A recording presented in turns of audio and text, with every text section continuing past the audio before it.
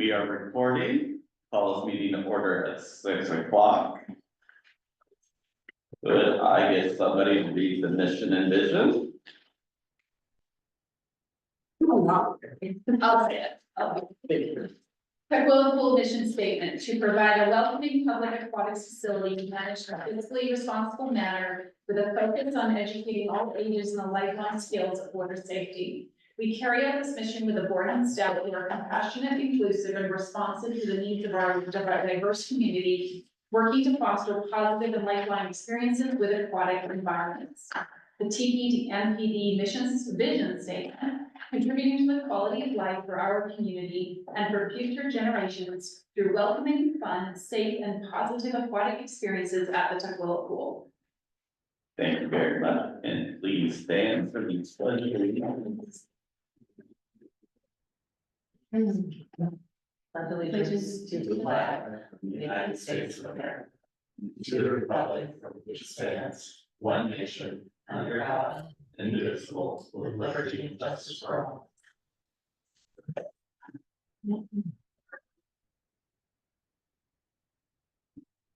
And we'll start with roll call. We'll start to my right. Commissioner Frangillo Anderson present. Commissioner Shipman present. Then Commissioner to my left, Oh, Commissioner Duffel present. and we are joined online by Commissioner Ellison. Thank you very much. And then there's myself, and then we are also joined by TP and PD staff. And Anastasia. thank you. So many yeses, you know that Aaron Shipman after starting used to that. Sorry. Are we joining anybody else online? At the moment, no one else is on. Oh, then we will move on to looking for a motion to approve the agenda. Commissioner Shipman's motions to approve the agenda. Commissioner Frangillo Anderson seconds. Got a first and a second. Any discussion on the agenda? Seeing none, all in favor, say aye. Aye. Ayes have it. Then we will move on to our land acknowledgement that we do during October. We at the Tukwila Pool Metropolitan Park District would like to acknowledge that the land on which we operate is the traditional land of the first people of Tukwila, the Salish people of the past, present, and emerging generations. We honor them and show gratitude to them and the land. And then we will move on to the employee of the month.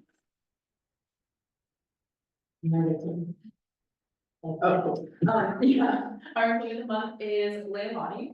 She's been jumping into lots of different roles over at the Tukwila Pool, coaching, swim instructing, lifeguarding, so she's been taking on a lot of different tasks, so she's been really consistent and present during her midday shift, super positive, just a great example of what we want to see in the pool. Oh, is there a comment? Is there a part in the packet by any chance? Sorry, I forgot to detail. Okay, we will, can you take care of that? Thank you. Then Thank you, Leilani. citizen comments. Have nobody in person. No one online. We only have a couple of reviews from in our packet. That second review, I'll let Anastasia speak to it because she manages our swim lesson programs. A great review. Do you want to jump in, Anastasia? Yeah, the review was, praising our swim lessons.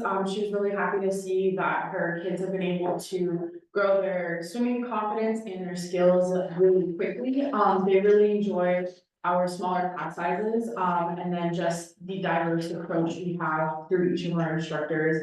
Overall, just her daughter is really happy in our swim lesson program, so she wanted to share that. Great to hear. Yeah.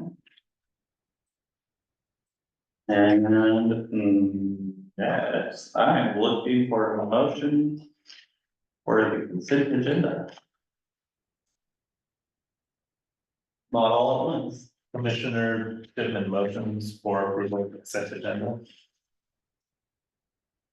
Commissioner Frangillo Anderson seconds.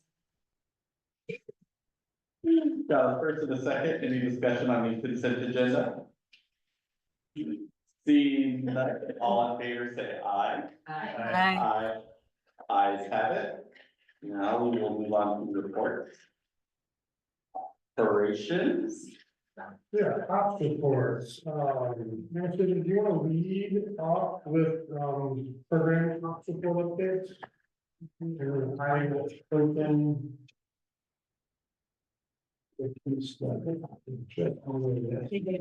Yeah, so programmatically, our 7H, those are our final registration numbers. I know they were shared at the last board meeting, but those are our final numbers.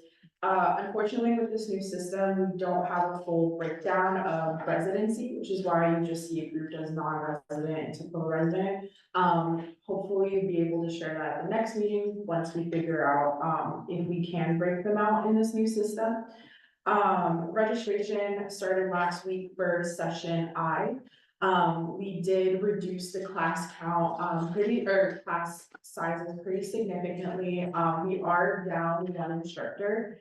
After doing some of the math on that, we realized that we cannot serve about 66 kids because we're down one instructor, which is a significant amount.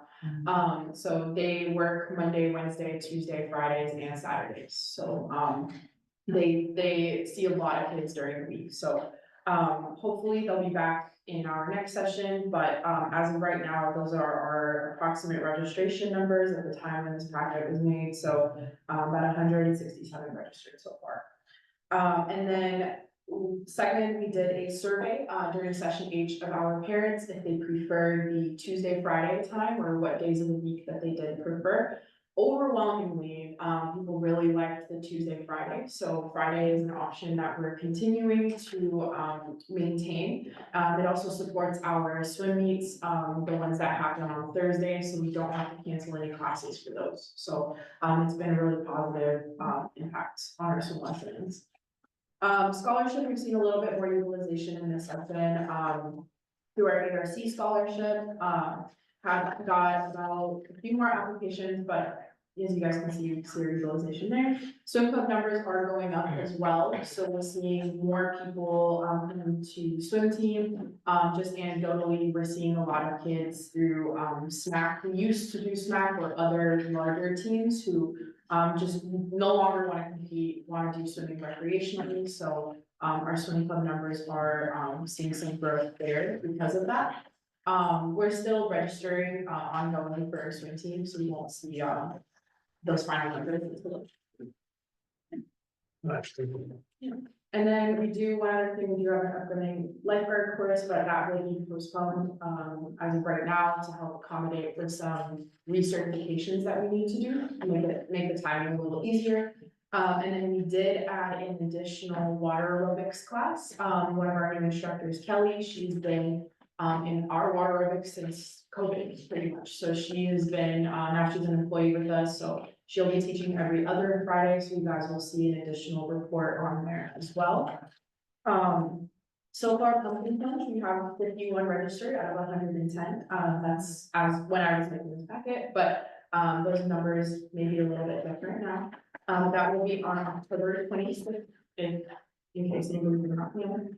And then one additional document that you guys will start to see more, this is a last minute addition, is we have been tracking SMAC's utilization of our facility.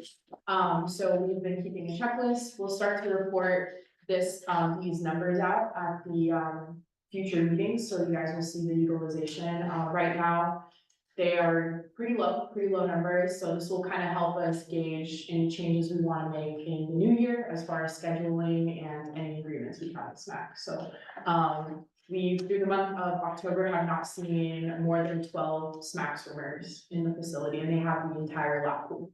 So. And just to support what Anastasia is sharing with this additional information that will include, this is for a club team that utilizes quite a bit of space with us, so it's not exclusive to SMAC. SMAC just happens to swim with us 5 days a week.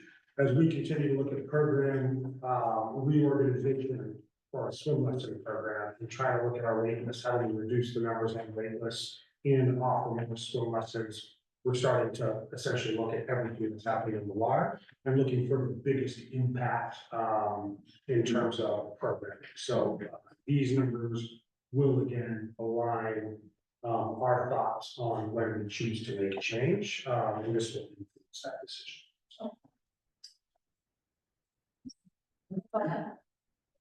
Thank you very much.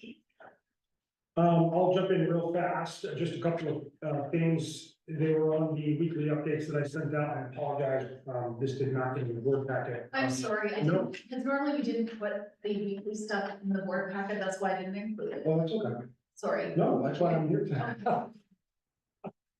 A couple of contract renewals, if you didn't already see the email. We already renewed our preventative maintenance agreement with McKinstry. They take care of all our mechanicals on a quarterly basis. So that one's already executed. We have Z Networks and Sunbelt that are coming up for renewal, and those are both in progress. And then let's see here, I'm just moving through. I will be attending the WCIA October 2024 full board meeting, our insurance company's annual board meeting. That's this Friday. And so I'll provide an update, future meeting update regarding the outcomes there and lessons learned. Let's see here. Check. And that's pretty much the biggest things to kind of just share. Open for questions.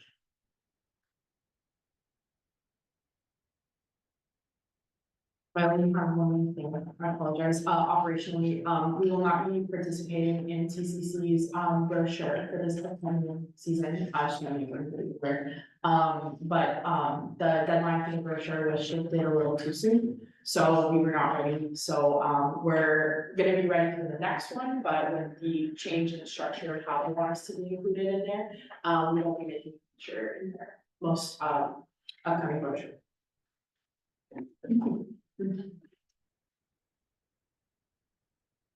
So I just had a comment myself on, I went down to, I was at TCC and I loved the display down there. That's great visibility. It's a nice size display. So that was Commissioner Angela Anderson and I were down there. And yeah, it was good. I'm glad to see it. Thank you for getting that up there. A couple questions regarding, first of all, regarding the SMAC. And so when you're saying you're tracking the number, and you're just using for best use of this, the purpose is for best use of facility, you mentioned that the entire deep end was reserved for them. So would that be an example of, well, maybe they don't need as many lanes, maybe, or discontinuation of the partnership? Correct, it's really to just kind of assess their usage and the best way we can increase our, program offerings to align with our mission, vision, and values, and for any future program restructuring, see where we fit in and how we can either continue to fit them in or find a different plan that works. Which is actually, for those of you who are old with me, which might be, I don't know, Erin might be there, maybe not. There was originally a way back, a report that K&J Design did. And it was a group that did it for the city. And one of the comments was, and it supports exactly what you keep saying. And so I'm just supporting it with data and evidence, is that their recommendation is they will take, swim pools will take as much as they want, like they'll just ask. And Steve Burke said the same thing to us. So you want to give them what they need, not what they ask for. So totally supporting what you just confirmed there. So it struck me apparently all those years ago that was, everyone's gonna ask for the world of the moon, but having 12 kids in the pool, deep in the pool, when we're desperately in need of space is not the best use of facility. So I like to hear that, so appreciate The it. goal is to maintain a relationship Yes. with SMAC or anybody, it's not SMAC, but any private club that runs from our facility that predominantly utilizes 5 days a week, anywhere between an hour and 2 hours each day. We want to make sure, one, we understand the importance of the availability of water for all of our programs, but at the same time, we also know that we are constantly being asked by our communities to open up more spaces presently. So again, these aren't going to be quick changes, but these are things we're starting to look at just to make sure that the data is there. So should we sit at the table and talk with our partners, we'll be able to support why we are moving in the direction we're moving, should we get. And can you remind me, when does Matt's agreement, did that just happen in August or? Yeah, so the agreements that we put in place with our high school teams and our private clubs, we follow their seasons, so essentially, September through July. So we're gonna have an opportunity to collect a lot of good data before next contract renewal. Awesome, thank you. And I'm gonna mention again scholarships. I know that that's always a thing that I bring up. I know our demographics are kids, and so, everything we can do, and I love the fact that I see it on this week. I really like those weekly notifications out, emails out to public. So everything we can do to increase our scholarships to our demographics, to support them. I'm gonna encourage. I know you guys are, but I know that's something that's always been a big priority for the board. I'm sure that people who want swim lessons, it's not who knows about it, who doesn't know, who can happen to be, aware of when the registration date is, et cetera. And I know I was there that day when it's like registration was closed in like how many minutes? Yeah. So, just making sure that the scholarships are utilized to the greatest amount. So I noticed that.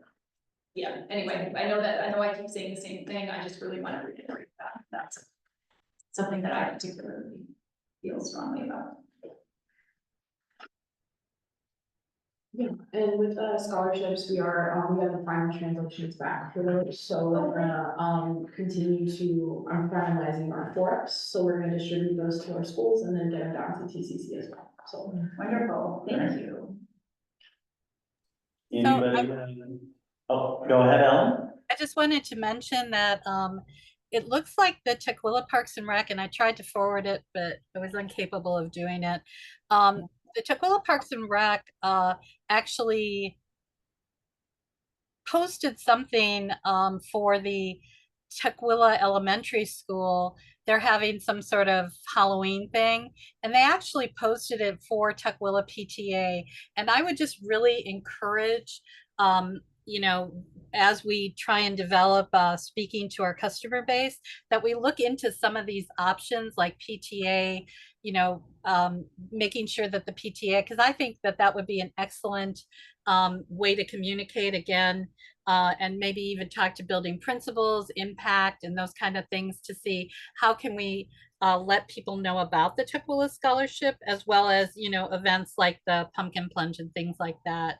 And I'm sorry, I have some hearing issues, and the audio in that room is horrible. So I wasn't quite sure. Anastasia, did you say we are not going to be doing a brochure upcoming?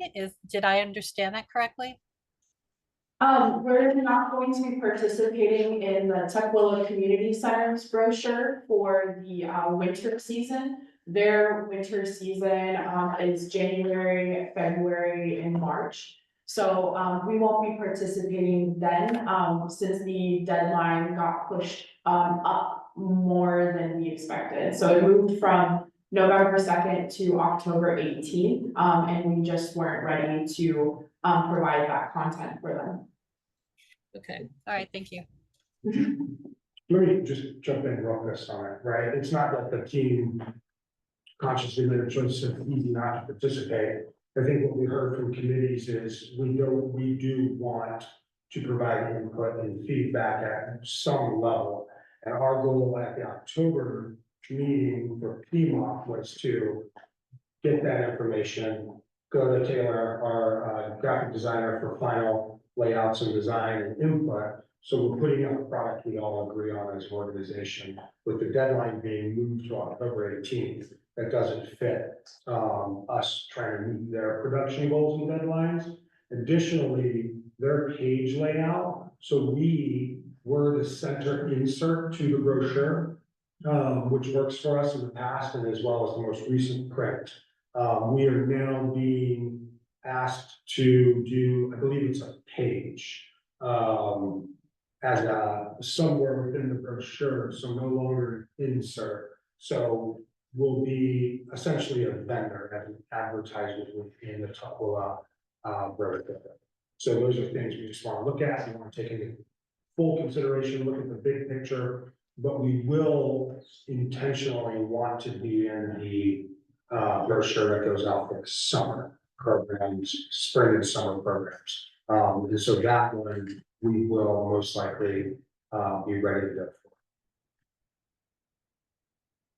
And the change from being, having a four-page insert in the center to a one-page, was that dictated by the Tukwila Parks and Rec, I'm guessing? That is correct, yes. Have we had any communication with whoever's in charge of Tukwila Parks and Rec, or as far as seeing if they would reconsider if we pay the cost? Yeah, that'll be an ongoing discussion with me and Michael May, their marketing and communications director. So I'll provide an update, hopefully by PMOC, on what our options are moving forward. Because right now, I mean, I think you'd agree that that's pretty much the only marketing we do. Correct, in terms of immediately getting it into households, yes. Yeah. Yeah. Okay. Okay, all right, great, thank you. Any other questions for operations? Seeing none, we will move on to finance committee. We had our meeting on September 30th, and there'll be more to discuss later when we get to the budget review. Basically, that's basically what the meeting was all about, was, more fine tuning and sharpening pencils for the 2025 budget draft. From the CIP items, for future. The next meeting is October 28th at 5:30. Anyone have questions for finance committee? Seeing none, we will move on to PMOC.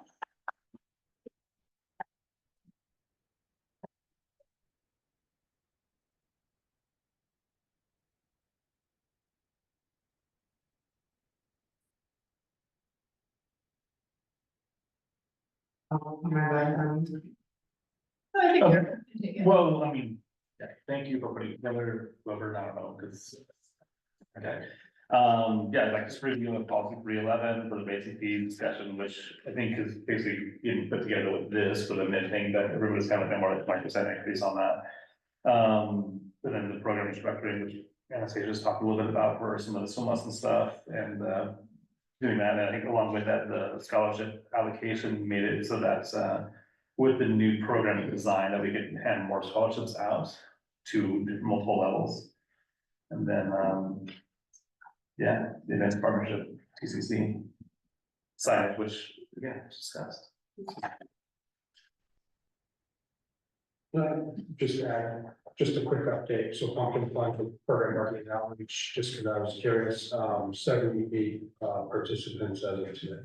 And we did, I headed down to the elementary schools, handed out stacks of work to them as well, so they did it.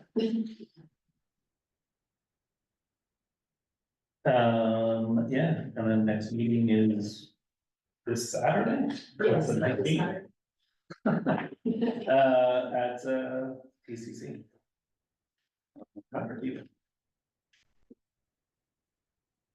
Anybody have a question for PMOC?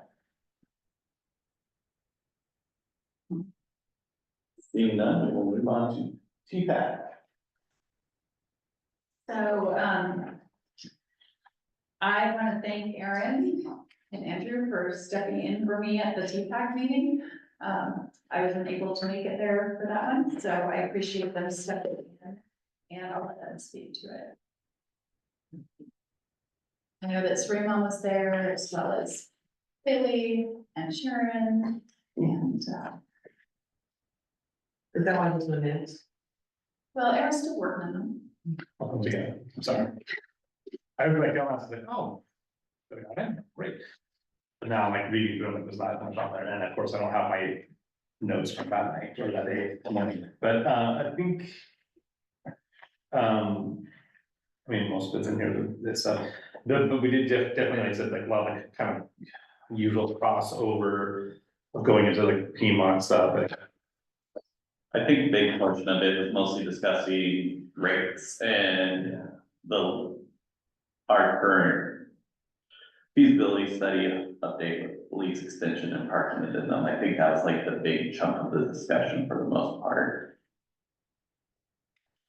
For our team activities. Yeah, it's, excellent. I think we can kind of like fairly smoothly just went by the PMOC at Yes. 10 o'clock.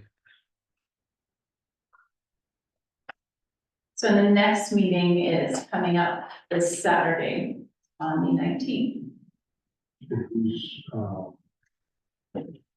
and I'm there. And I will be Andrew there. bless his heart there, and sure we're gonna see Aaron. So, that'll be at TCC. Yep. Be all there. Any questions for Chief Tack? And I just wanted to, just a call out to Raymond, one of our TPAC volunteers. She very kindly reached out to Brad and said if there's any help or assistance administratively she can do from home, please let her know. She's more than willing to help out. So that was super nice of her to volunteer. And if there are things that we can think of, we certainly will send it. Thanks. Thank you so much for amazing volunteers. As always. Then we will move on to feasibility study steering committee. So, we had a meeting on Monday, October 7th. Our focus on the meeting was making sure that we're ready to go on the presentation, that we're getting, we got a presentation that was soft launched in August to, pool patrons. More formally will be launched on November the 13th, I think it is, for the Parks Commission. Then the following by the school district on the 26th on their board meeting, and then city council on the 2nd. So the Parks Commission was added because at the suggestion of Pete Mayer at our meeting we had. And so that was a great suggestion. And so we went through, Andrew was there with me and Brad, and we went through and looked at the presentation, made some tweaks, and that looks like it's gonna be ready to go. We're gonna have another meeting before that. We have partner relationship updates, the TSD, we're gonna have our regularly scheduled joint meeting is on Friday, October 25th. And we are, so we will definitely be talking about the lease and parking amendments, the two separate amendments. We have sent follow-up emails to the school district, but have not yet heard back. So that's a natural time for us to have a more, not in person, it's usually virtual, but a discussion with them specifically, because we do need to be intentionally moving forward when we're talking about grants. So that's a huge priority for us. So that's why we're going to be investing in dedication to that. We also had a discussion on the grant and starting to be able to queue it up and working on a grant scope of work so that when we're ready to go in, I believe, January, they might be opening up, if I'm correct in thinking that we are ready to have the people, contracts, whatever it looks like, ready to go. So we're not behind the 8 ball on that grant application, not that large grant, $5 million one.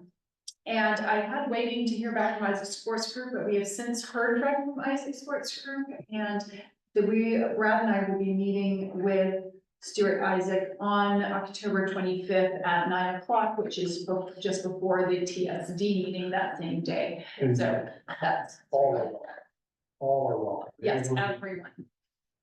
But it's tentatively set for 9 in the morning. He's gonna be in town, so have a look at the facility, et cetera. So more information to come on that. We'll let everyone know as we hear on that. So but as of right now, he's on his way down to Oregon, so he's gonna catch us on the way out of town. So that's why that timing is when it is. Okay, I think that, yep, that's everything that I have visibility unless there's questions. Where is that meeting for Isaac Sports Group? It's at the Tuckwell at school.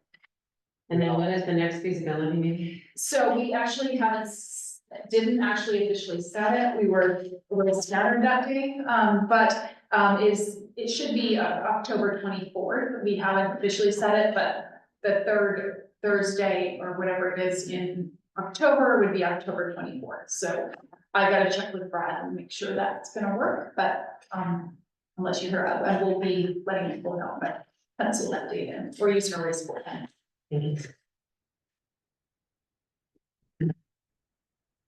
Any more questions for feasibility study? Seeing none, we will move on to business items.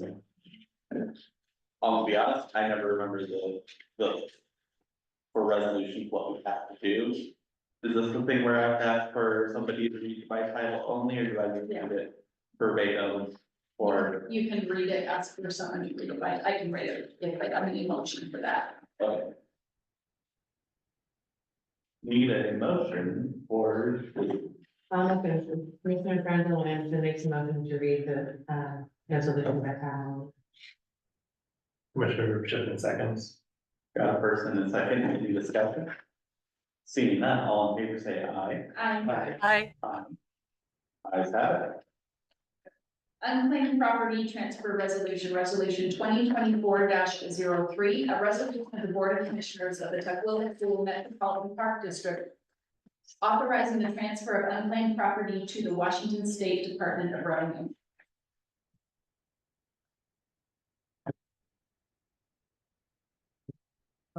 To approve the Looking for a motion to approve the resolution 2024-03. Commissioner Franklin Anderson makes a motion to approve resolution 2024-03. Commissioner Shipman seconds. Got a first and a second, any discussion? Ellen, do you want to talk about it? Well, I'm a little unclear why on page 62 of 90, the amount is 94.26, but on the resolution, it talks about $75. So, Because I screwed up, okay, so we need to amend that. So is it 94.26? It's 94.26 because that's. Sorry, help me find that, Ellen, on what line of okay, the so resolution. page 62 of 90 has a 94.26 correct. And I don't think you Yes. actually need to correct anything because where the $75 appears is on page 59, which was just the financial impact, which was just a memo. So I don't know that that really needs to be, I mean, it should be corrected for the minutes, but I don't know that you need a motion for it. No, you're right, because, and I can actually speak to that. The amount that the letter was sent out, the due diligence letter was for $75, but the actual transfer included the payroll taxes. So that's why it increased to 94.26. So the actual amount that we transfer includes all the taxes, et cetera. So although the amount that was going out to the individual would be 75, that was where the discrepancy was, and I didn't catch that. And updated the memo once I corrected on the resolution, but I didn't make the memo. Great, aye, Ellen. Thank you for the change. Okay, that was the only thing I noticed. And Good this job, is thank you, just, Vanessa. no worries, this is just a standard, we do it every year. And, it's just people there's 3 different categories, as is noted in the memo, it's payroll taxes, refunds, as well as warrants. But as I've been told, we do not do refunds anymore for this exact reason, so we don't have to do a, mess of, adding, the resolution, we just give refunds instead of doing credits. So that's cleaned up this process, but it's an annual thing, and it's for a period of 1 year. After it's not being collected for a year, anything following that, as of 6/30/23, we give a year and then send a due diligence in May, and then in October, we transfer it to the state because there's a November 1st deadline. Any more discussion? All in favor of approving resolution 2024-03, say aye. Aye. Aye. Ayes have it. We will move on to auditing officer delegation resolution 2024-04. Looking For motion to read by title only. Commissioner Frangela Anderson makes a motion to read resolution 2024-03, auditing officer delegation resolution by title only. Commissioner Shipman seconds. Got a first and a second. Any discussion for reading by title only? I do actually have one discussion.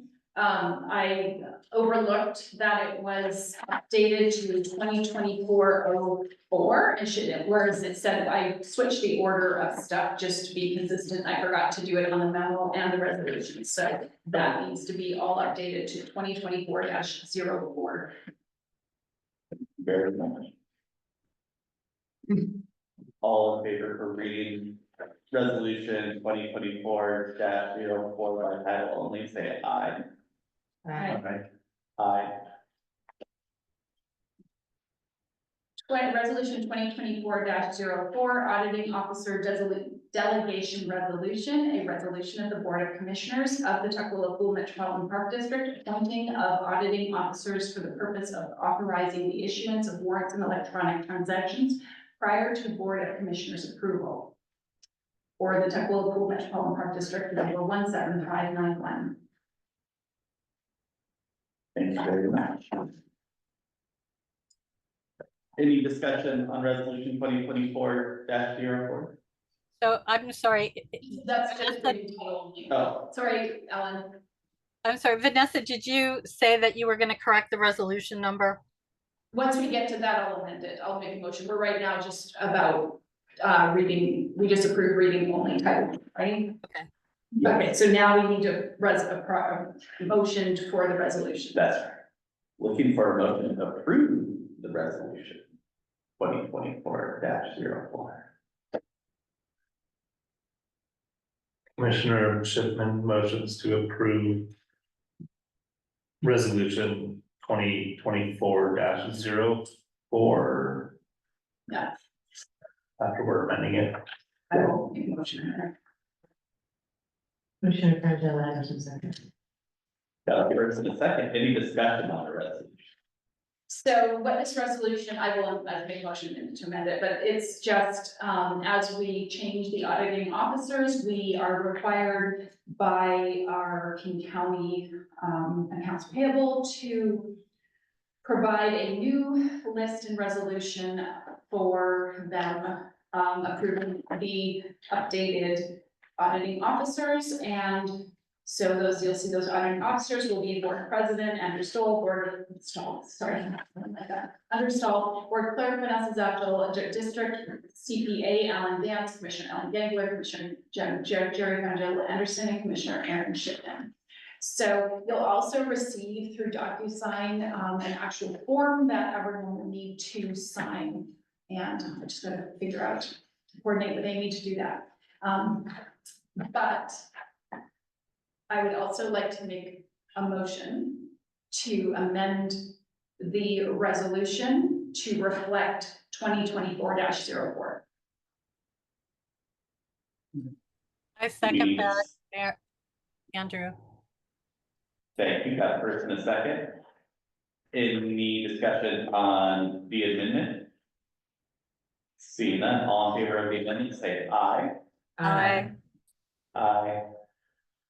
Ayes have it. Now we're looking for, we already have that.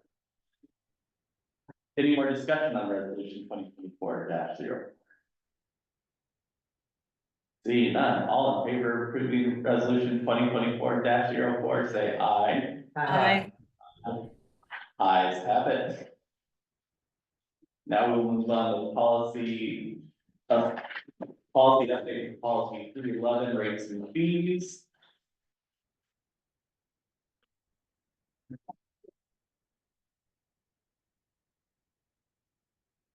Brad, I'm gonna say going on. I can jump in. This policy 311 is our rates and fee schedule, which essentially outline what we charge the community and for all our services and fees.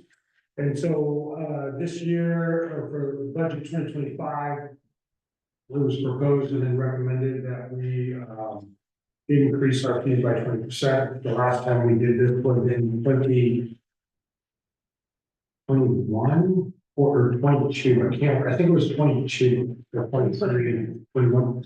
Thank you for that correction. And again, this is something we typically look at when going through the budget process, and again, it's recommended. So we put together two rate policies, one showing let me back up, sorry, my brain's in two different areas because I'm thinking of two different policies there. In addition to increasing the rates and fees by 20%, excluding our rental fees for commercial and non-commercial rental, that'd be our swim teams, high schools, things along those lines. We also are recommending removal of the water exercise fee that we typically would charge for anyone attending a water aerobics class, whether it be a drop in or through the pass sale.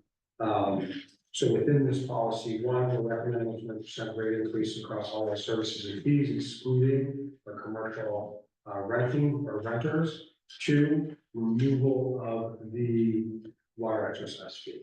So the 311 rates and fee schedule draft, the first draft you will see does not reflect the water exercise drop in and or pass sale. And then the second draft of the policy 311 does show the water exercise pass sales, should the board not approve the removal of water exercise. Sorry, long way to get there, but kind of a few things thrown into the policy 311 updates.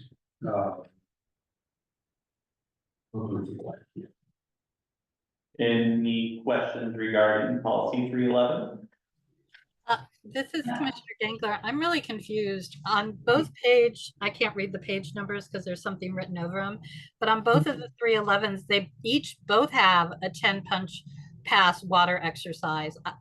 Is that So Ellen, sorry, I'm just gonna say right now, forget about page, whatever, the one I can't even read anymore. The one that does not have a draft on it, because that was intended to be, I actually had tried to throw in a current one, and then I didn't realize that the one in the Google Drive was not the current one. So I grabbed the wrong one, so that's just a duplicate of the one with water exercise, but without draft on it. So I put the draft on those two, and I hoped to do what our current one was, and I failed on that. So that was me adding something not very well. okay? So am I to understand that one of the proposed 311s is not going to have a 10 punch pass for water exercise? The first one you come to does not have a 10 punch water exercise. The second one does. Okay, I'm looking at both of them, and the two that I've got, both of them have a 10 punch pass water exercise, and they both have the same amount. So that's, Are you looking at two that say draft on them? I'm seeing one that says draft. The first page, again, it's So so go back, sorry, go back a page. Go back to 66, 67, go to 68 and 70. 68 will have the one without the water exercise, and 70 will have the one with a water exercise. okay. All right. Yeah, I see what you're talking about now. And so I thought I understood from the description that the operations department thinks that because of how water exercise is being paid, that having water exercise as a separate item is not helpful. Is that correct? From a customer and a staff standpoint, that is correct. The majority of those checking in for our water exercise programs are utilizing healthcare reimbursement passes across all programs. And so a lot of exercise fees and the way they're listed on our current 311 is typically not utilized. Okay, And so the goal would be to streamline what our customers have access to, without having to specifically select a certain pass for each type of program. So we tried this a couple of years ago, didn't make any headway, so I thought I'll bring it back this year. And so the goal is if you attend or arrive at the Tupelo pool and you wish to participate in lap swim, water walking, water exercise, it would all be part of your day pass. So you buy a day pass and you can choose the program you're participating in, versus specifically having to pay into one program. so the first 311 that has the word draft on it, is that the one where there is no water exercise? But so what would I buy if I wanted to do water exercise? Would I do a single day use, and would water exercise be added to lap and open swim? So that's a great question. So yes, you would buy a single day use, or you would already have a 10 punch pass. And that's a great, Or And one so- love. In both of those cases, both for the 10 punch pass and the single day use, on the first, again, I guess it's page 68, I'm guessing, because I unpaperclipped this or unstapled it. I'm guessing that it would also now add water exercise besides just lap and open swim. Is that correct? that is Yeah. correct. Okay. And so in one of the other, where water exercise is actually listed on the rates thing, it looks like water exercise costs more than just a lap or open swim. So I'm looking at one that does not say draft on it, where the resident is $71.50, non-resident is $77.75 for adult 10 punch, and then for water exercise it's $80, $40, and $84. So you're just saying it's not worth, what I'm understanding from the memo is it's just not worth all the hassle. It's just, I mean, for the few people who are just going to buy a 10 punch pass for water exercise, they're going to get charged what a lap and open swim is, and we're going to add water exercise to it, and we're not going to worry about the $9 or whatever it is difference. Is that correct? Yeah, and it also supports what we're hearing from the folks that typically attend the classes, the cost to attend, right? I just recently had anecdotally, one of our current water aerobics attendees is gonna be out for about 4 weeks on surgery. And she's asking if she can donate her pass to an individual in the neighborhood who cannot afford to attend the awards price. And so bringing it to just one pass for anything you choose to participate in within your health and wellness routine would simplify, would allow us to, one, keep costs low, even though it's still $70-something, it's lower than the 80-something. So the mental barrier from the cost perspective is there. And then from an operations standpoint, one of our challenges consistently becomes is tracking usage in this area when it comes to pass sales. As much training as we provide our young people at the desk, they are not constantly choosing the correct pass for water exercise programs. So our numbers are constantly being skewed for those one-off purchases.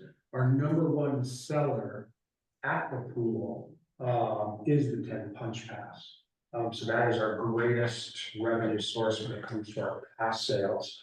So to consolidate and continue to reinforce that, I think it would be a great opportunity for us to say your 10 punch pass, your 1 month pass, or your day visit, choose what you participate. So Brad, I'd be very curious if we can get the water exercise instructors to give a number of people who are attending their class, because once you go to a 10 punch pass, you know, somebody could go to water exercise and then they could lap swim. I mean, they're basically paying for the day. They could spend the whole day at the pool doing whatever, as long as it's covered under that 10 punch pass.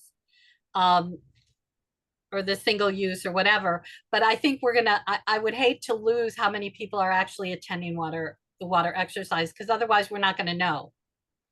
So, and Dell and I are thinking the exact same thing. I wouldn't want to lose the tracking capability, but it looks like, you know, like we already do that. So that data is on the instructor, which is probably a more reliable data collection point, then we would actually, in theory, get better data, because we're including those who are taking the their health fitness, their Medicare, whatever, silver sneakers. That would not lose that data that's currently being lost, because currently it's just the people who buy the 10 punch passes, which don't include those healthcare reimbursement.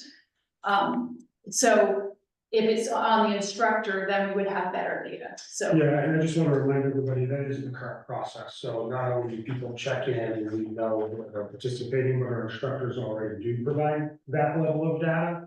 On page 28 of your operations report is typically the water aerobics report out, and so we don't envision changing that just because somebody chose to buy a 10 punch pass to scan in. We would still ask our instructors to do what they typically already trained to do, and that's report their usage at the end of each of their classes. And Anastasia's team does a great job of capturing that data. That's great. Yeah, I mean, if it's going to be easier for operations and we're going to maintain, you know, good data, and then that, I don't know, that seems to make sense to me. But I didn't, so the facility rental is something different, right? That's also in this 311. And yes, the commercial, the facility rentals. What we chose, we did not pass the 20% increase onto our facility rentals. At this point in time, we are at, if not one of the leaders essentially in lane rentals for our high school swimming and other commercial groups. So we are already at market there. And looking at who utilizes our facility, at this point, I am not recommending raising the commercial rental fees by 20%. Yeah. that makes sense. And one of the conversations, I was at PMOC, and I believe it was at TPAC too, was we do have an underutilization of scholarships currently. So if it pushes people, because that was a concern about adverse impact on the community, if it's pushing people into unaffordability, there is a potential to actually maximize our scholarships. So they can choose scholarship now to use if they can no longer afford the 20% price increase. So there was that discussion. Yeah, that's an excellent idea. That's what I was thinking of when Brad was telling the story of the woman who wanted to donate to her neighbor. It's like, seems to me that we have some scholarship money available. We'd probably just have to think about, what application looks like, blah, blah, blah for that. But, we certainly would want our, community members, pool people to not, to be able to use the pool. But also that kind of raises the question too, like, I mean, we're always going for grants for children and youth swimming, but there probably are grants for seniors too. Like lower income grants for me to provide for adults. So maybe look into. For a funding opportunity from senior housing, you and I are thinking the same thing. I was just thinking, would SHAG ever envision subsidizing, right? Or making a contribution from a donation standpoint to offset costs for seniors to participate in health and wellness programs. So I think grants and just going for our neighbors, maybe an opportunity. And the city does a senior it might be worth chatting with the city because they currently utilize a grant, I can't remember the name of it, for their senior programming and their veterans programming, so, yeah, great idea.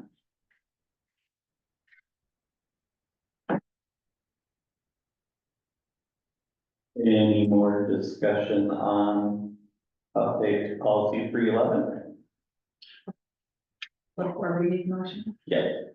Now, without any more discussion, I'm looking for a motion to approve policy 311, rates and fees. I'll make a motion to approve rate or policy 311 rates and fees without the water exercise and an update to the language on the 10 punch that includes water exercise delineation. First, Commissioner Shipman seconds. first and a second. Any more discussion on policy 311? Thank you for all the work on this. Yes, thank you. Yeah, I think it'd be great. I'm interested to see like what the number will look like next year for water checks, possibly like an increased number, just because it's like that maybe barrier cost of a couple bucks is gonna make a difference, or, you know, we'll make it up just by having more people do the class. I think that, just real quick, since we're right there, it's interesting, I worked with a young lady today, a senior, but they're all young for me, right? So a senior who comes in because of the why pricing and their process was difficult for her, right? And so she looked for the next closest pool to her neighborhood, the Kent area. She came in today with her cash for $5 for the senior rate of $4.75. I think there's a lack of education for a lot of seniors that don't really have services from like senior housing or family to educate them on what they have access to for healthcare insurance, those healthcare benefits, those passes. And so today I spoke with her while she was getting changed. She came out to the pool deck, I gave her the info, and she's like, oh my gosh, I'm on that healthcare plan.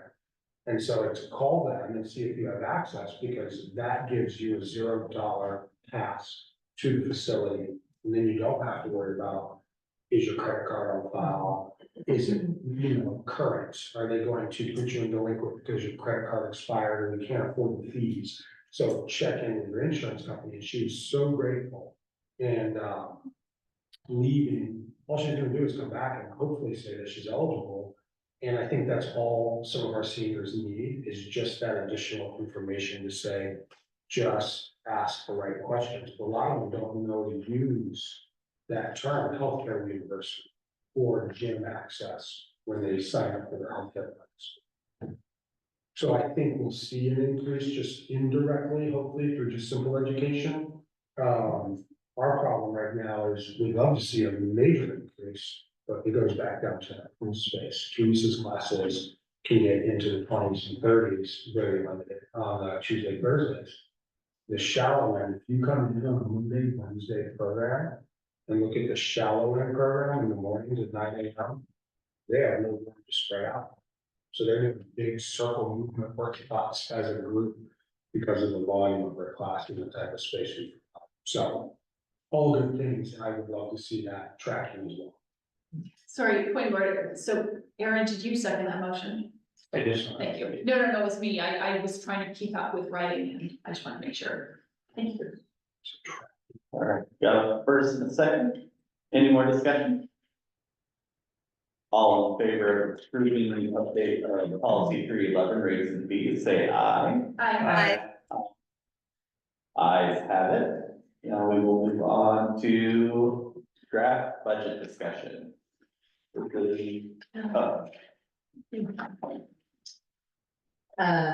I mentioned, and I don't know, Brad gave us all a new copy of the budget draft, just me only. So we'll do out this one. Okay.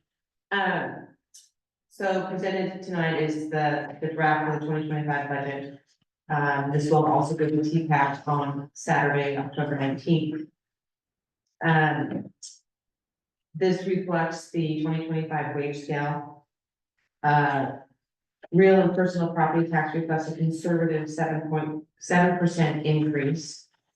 It does also include a 20% rate increase policy 311 is like approved.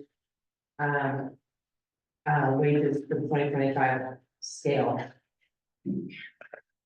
The addition that we have, there are some items on the CIP that are still, what we're calling unfunded. They're items that, we're still looking how we will fund, what would be the priority if we have the excess. To be able to pre-fund them for next year with the, I'm not probably using the correct terminology, with the excess from 2024. There were a couple things that were noted, that we did lower the pricing, if I understand correctly, was 147, the professional coaching, is that correct, Brad? We still have that in with, okay. We did move graphic design, Hanson Design, we moved it up into graphic design and took it out of outreach and marketing services. It's still there, but it's just now spread into a different bucket, so that makes sense.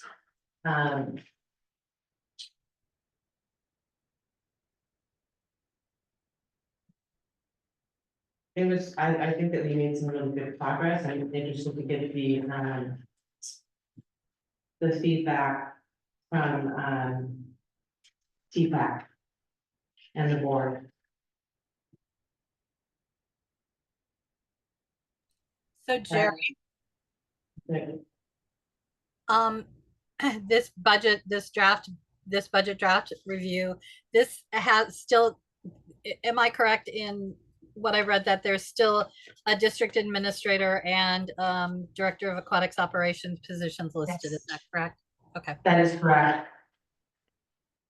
At this time, yes. Thank you. And actually, I wanted to say something about that I probably should have said in committee, and with everything else going on, I forgot. One thing when we're talking pre-funding, et cetera, is another thing that we should look at is when we do our annual allocations, it's based on that capital life cycle plan. And that's assuming that's the only money that comes in.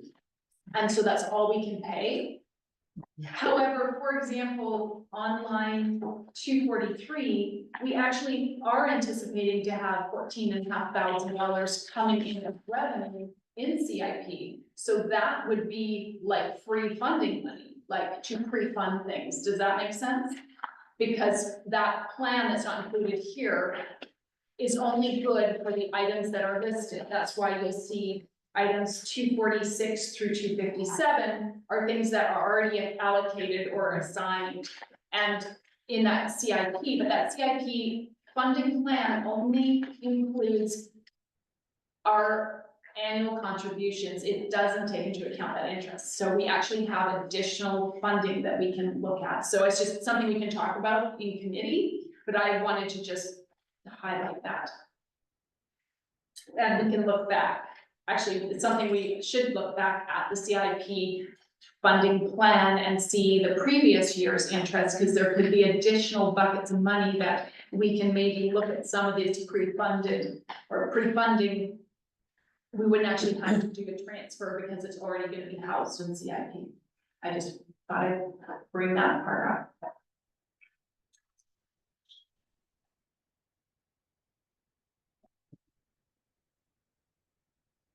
I know it's pretty granular, but. Vanessa, you were referencing column K, is that my understanding? For Column. your end? No, I was L, events, sorry. So it would be K and L, because we did not budget anything in K. And when we're looking forward to the next year in L, we're anticipating that right there, we're looking at, $40,000, right? Between those two buckets. The other day I was suddenly thinking how, oh, that money might already be there for some of these things. So Something to dig into. without doing a transfer out of general fund, because I know general fund is a little, strapped with everything else. So just being creatively using money that we actually already have out there. And interest is huge. So this draft budget, I'm just, what we're actually getting this year that we hadn't really anticipated. It's $25,000 in CIP. Versus budgeting 0, which is line 243, and then line 24, we budgeted, or so is that right? 24, we budgeted 7,800, and our anticipated is going to be almost 64,000, I guess. So that's like free money for us, interest. I mean, it's great because, but we've got a surplus without really having to work for that. So make our money work for us.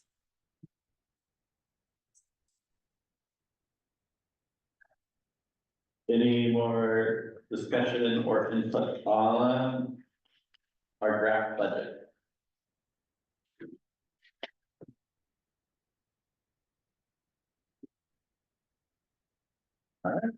So sorry, it will go to TPAC this weekend, and then there'll be another at the finance meeting at the end of this month. Yeah. Okay.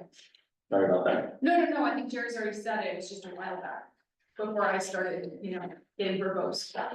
Because we typically don't reapprove it in December. Yeah, there's a deadline of December 31st. All right. And, sorry, just one other thing. I have been monitoring the updates from King County. And they're slow, which is typical in getting property tax valuations. We may not know that right until going into our November meeting, so that we are seeing 15% on all our personal property taxes when we do an audit. And we're budgeting for 7%. That's why that's considered material. Jerry probably, I don't talk about that. But we should get them, I think, on Tuesdays, I think weekly. All right. Seeing no more discussion on our draft budget, we will move on to the TP and PD organizational structure. So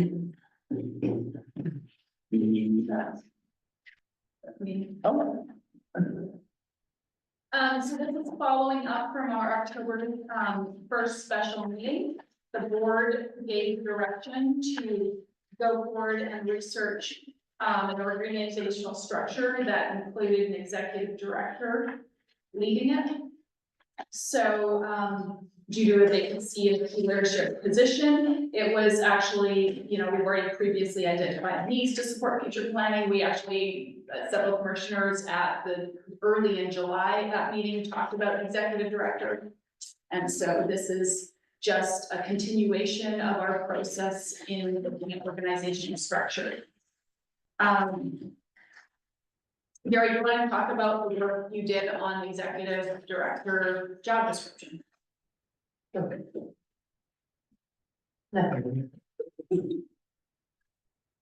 No, I just, I spent some time and I got some input from, fellow board members and staff, to put together an executive director, job description, which I did send out, I believe on Wednesday of last week, so you guys had some time to review it.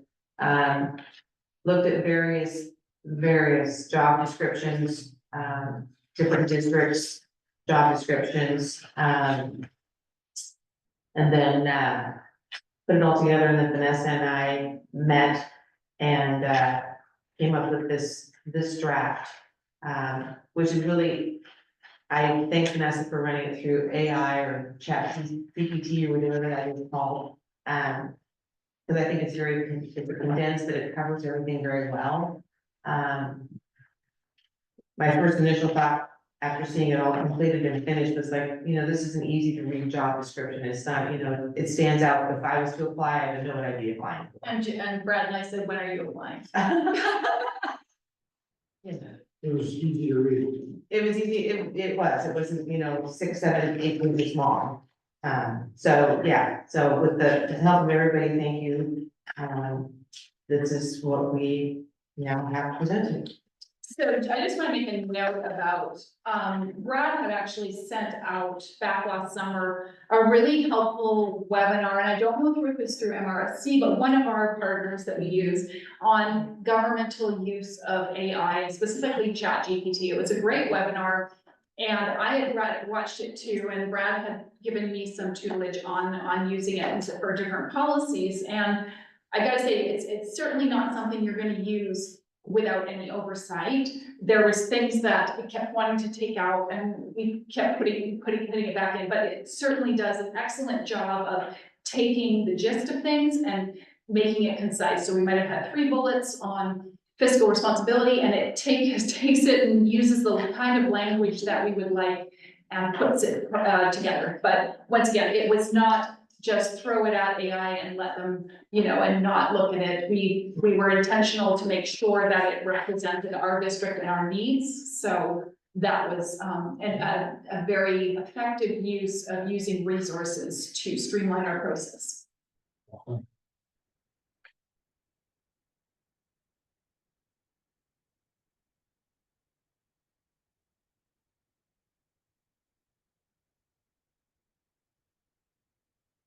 Let's have questions for Jerry or Vanessa.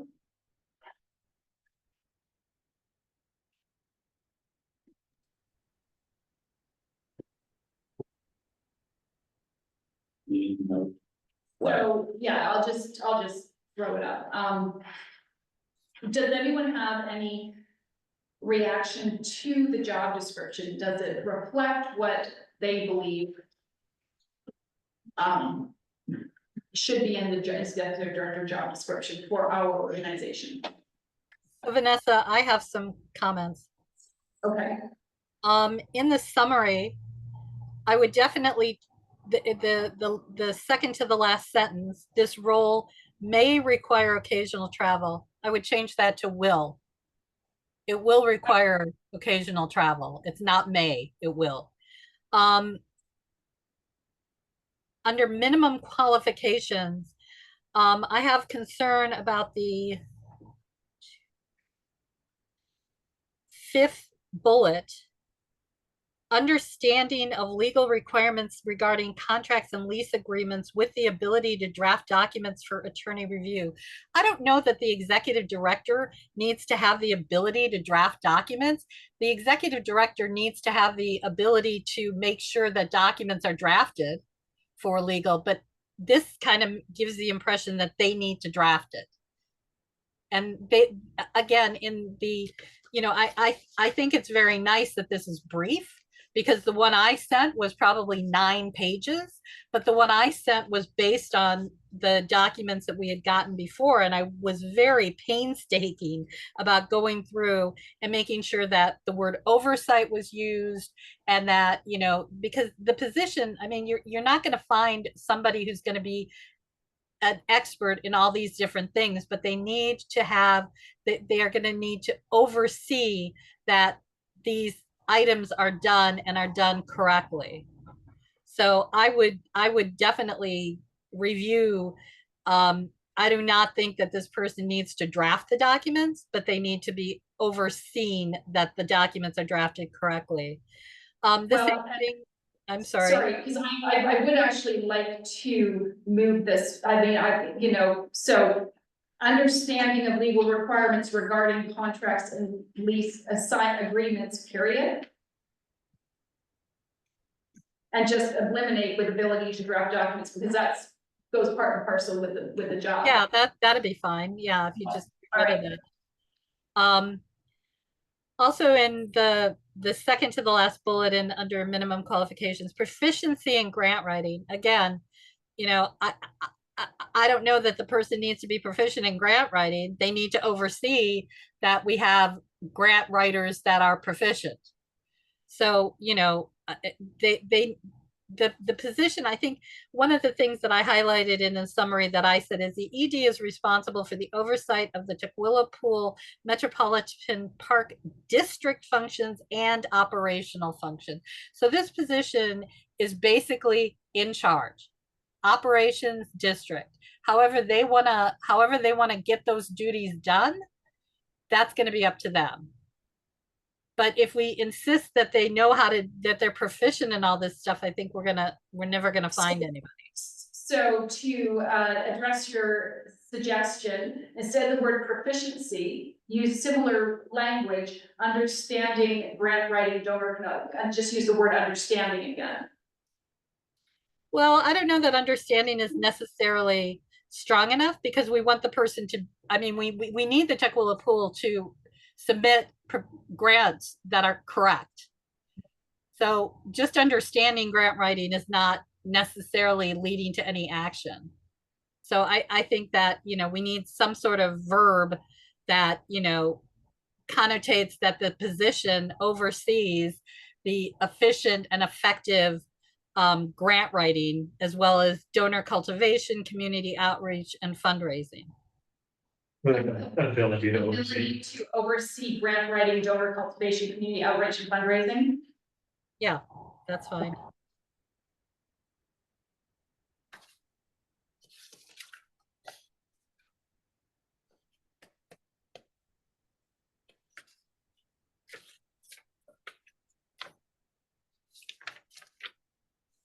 Keep going, I got my erasable pen. Well, I was a little confused on the formatting on page 89. Why you have executive? Okay, Sorry, yeah, you're looking at the bullets. yeah, the Okay, executive this is director my- continued above the other, you know. Yeah, it will all be formatted well. This is my cheap, free PDF converter, so. And I think that the communications you know, the bullets for the communication, you know, you've only got manage the board's organizational annual calendar. So again, you know, oversee the organization's annual calendar of events and ensure timely updates on the website and social media. You know, ensure that timely updates are made on the web, because again, the way this reads is it sounds like it's the executive directors. They need to be updating the website and social media, which I don't think makes any sense. And then, you know, the other thing you have is communicate effectively with the board and stakeholders, highlighting the district's community impact and benefits. It doesn't seem like that's a very strong, I mean, I'm just looking again at what I submitted. Under communications, I had coordinate closely with the president of the TPMPD Board of Commissions through leadership meetings and other necessary communication, district advisory committee, TPAC, all contracted service providers, local entities, including city, school districts, and other aligned partners, ensure website and social media accounts are current and archived appropriately. You know, I mean, I understand that this is brief, but I don't know how thorough it is. And maybe there's a way to, you know, I mean, put a bullet, you know, that because communicate effectively with Board of Commissioners and stakeholders, highlighting the district's community impact and benefits. It kind of sounds like a bandage. It doesn't sound like, you know, I mean, it's not, to me, it just reads kind of like bullshit. It doesn't, it's not saying, look, you have to coordinate with the board. You need to make sure that, you know, that the website and social medias are current and that they're archived appropriately per RCW. I'm not seeing anything on here about RCWs. So that is back up under administrative bullet point 3. And are you confident that you have some examples? I don't know. You don't have a catch-all phrase. Ensure compliance with federal, state, and local regulations. And then I would get rid of the examples. I mean, Well, because see, that's just intentional, because that is just some examples, because there are other state, local, federal regulations other than the WAC and OPMA and RCW, you know. Then I would put verbiage in there that says that. So if you're going to list those, then I'd also put verbiage that says, and all other federal, state, whatever, local, you know, that affect the pool. Because it looks like reading this, it's like, oh, that's all they have to worry about, but that's not How true. about including but not limited to? Okay.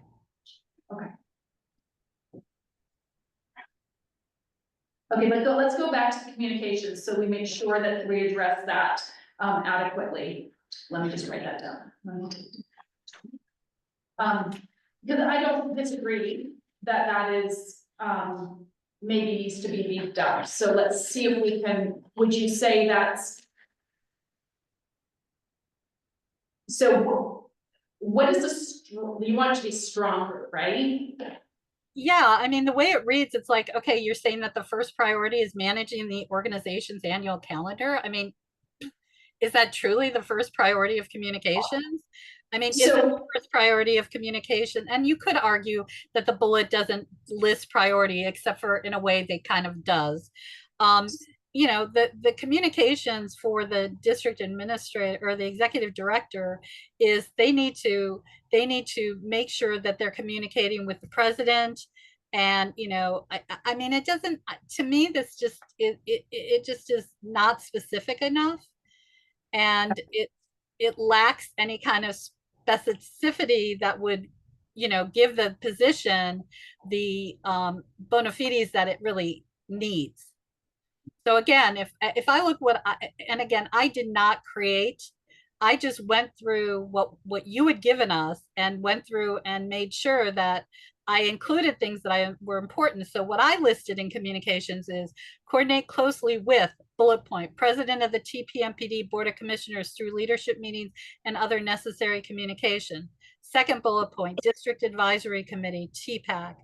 Third bullet point, all contracted service providers, i.e. attorney, CPA, etc. Fourth bullet point, local entities, including cities, school districts, and other aligned partners. Next bullet point, ensure website and social media accounts are current and archived appropriately through per RCW and other state regulations.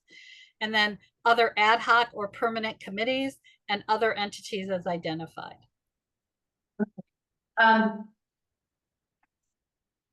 I appreciate the specificity. Let me just see.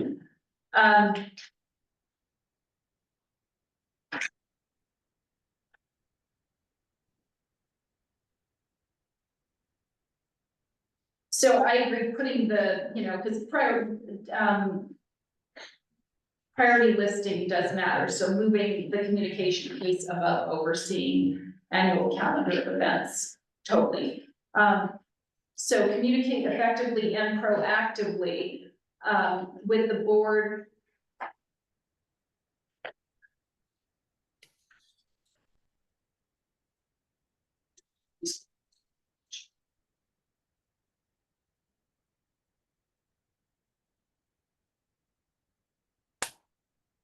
I mean, I guess you could use that bullet point and you could say, but I would list the stakeholders. I mean, not just the board or, you know, but also, I mean, be very specific on who the stakeholders are. So my only concern, Ellen, is, and we can list it and add verbiage after, my only concern about bulleting it out is isn't it the executive director's job to figure out who, we don't want to say these are the only people you need to talk to. We want to, right? Yeah. So that's my only concern with limiting it. I'm not against it. Well, I think but there are certain stakeholders that we know are not going to go away. And so by listing the stakeholders who we know currently exist and then adding some sort of phrase and others as identified or whatever we want to do, you know, because my concern is that, you know, somebody could read this and think, oh, okay, well, I got this covered. I've done this, but, you know, I mean, we want to make sure that the district administrator is, you know, he's owning or she is owning these relationships. So no, I totally hear what you're saying. Language like communicate effectively and proactively with the board and all stakeholders, including but not limited to TPAC, TSD, City of Tukwila, and is that kind of where you're going? Yeah, patrons, let's not forget them. Thank you. Staff is also, you know, part of who we want to make sure we're communicating with.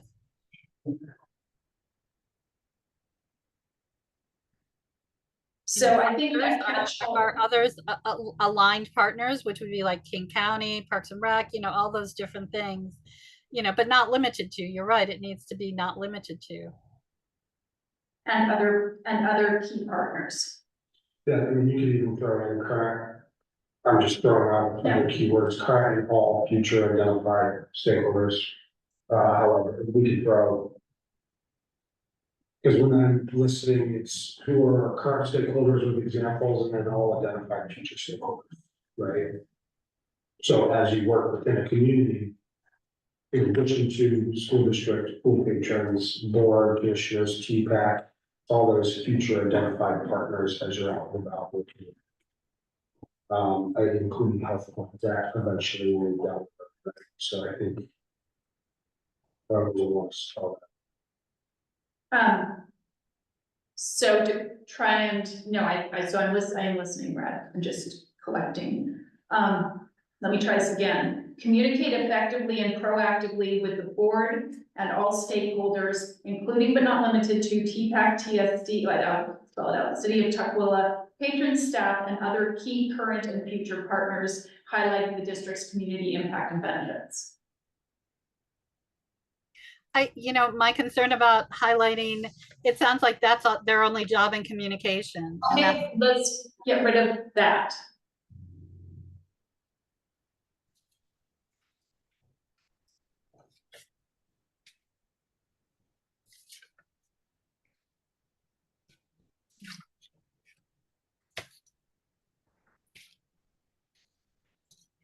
Communicate effectively and proactively with the board and all stakeholders, including but not limited to TPAC, TSD, City of Tukwila, patron staff, and other key current and future partners.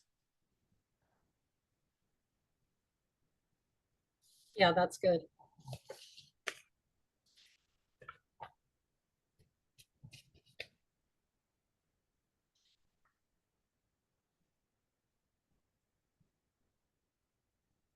Andrew, Aaron?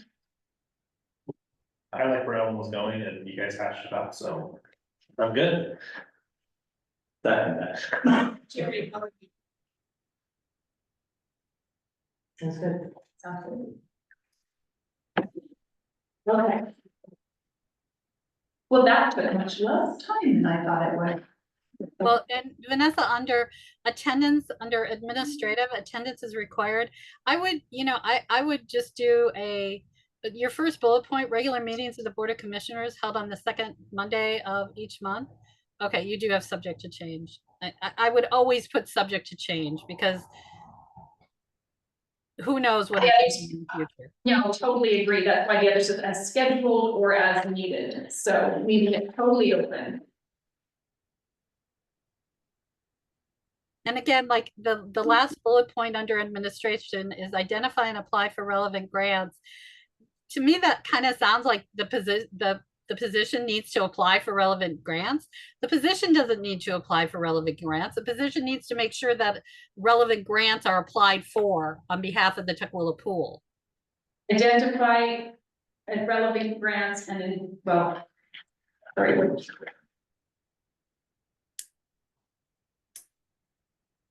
Identify relevant grants and ensure. Well, that's not gonna work. Any preposition just. I mean, I guess what isn't listed here, and I don't know where it would go, but the district administrator, because we're changing the org chart and going from 2 people to 1 person, is this 1 person is, cannot do the job of 2 people. So this 1 person needs to have the ability to be able to create the positions that they need and oversee those positions. And I don't know where that would go, or if you feel like it's already on here and I just missed it. Maybe it would be under management oversight. I'm not sure, because I don't want somebody to read this and think, that they have to do this. They just have to make sure it's done. Okay, so an oversee identification and application of relevant grants.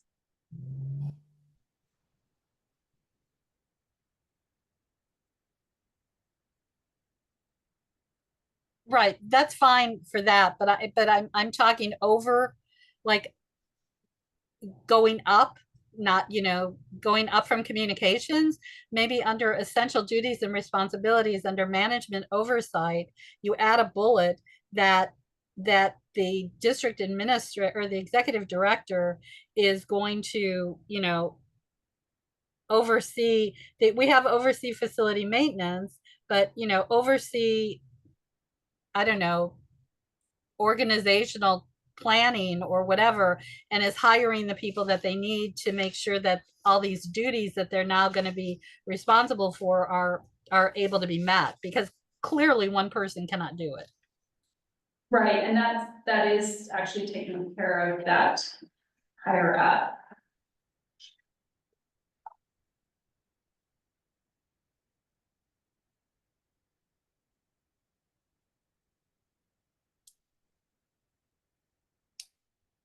Where is it taken care of higher up? Sorry, it's second bullet under administrative. Hire and manage necessary staff overseeing HR tasks. That sounds like it's only talking about HR. So hire and manage necessary staff. Necessary staff and contractors. I mean, hiring and managing sounds like direct hire. Hire and manage necessary staff and any needed contractors. And then if you want to talk about HR under administrative, which is excellent, that might be another bullet point, which is like, you know, oversee HR. Whether it's oversee HR compliance, oversee, you know. Well, just overseeing HR tasks, period. I mean, everything HR. Yeah, but I wouldn't use the word task. It sounds small. Compliance.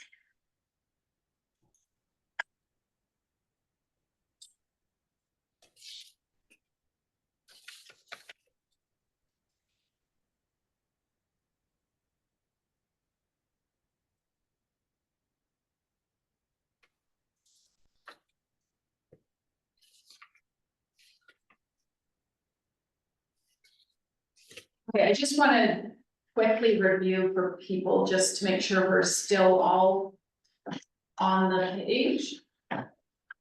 So sounds like people are in agreement so far, where the role will require occasional travel. Eliminate with the ability to draft documents regarding the contracts. Change proficiency grant writing to ability to oversee grant writing donor cultivation. The next page, hire and manage necessary staff and contractors would be a bullet, and oversee compliance. Oversee HR compliance. Was it overseeing HR compliance or compliance? What would that sound like? Sorry. Oversee HR compliance. Does that sound okay? The next bullet, ensure compliance with, which brings into that with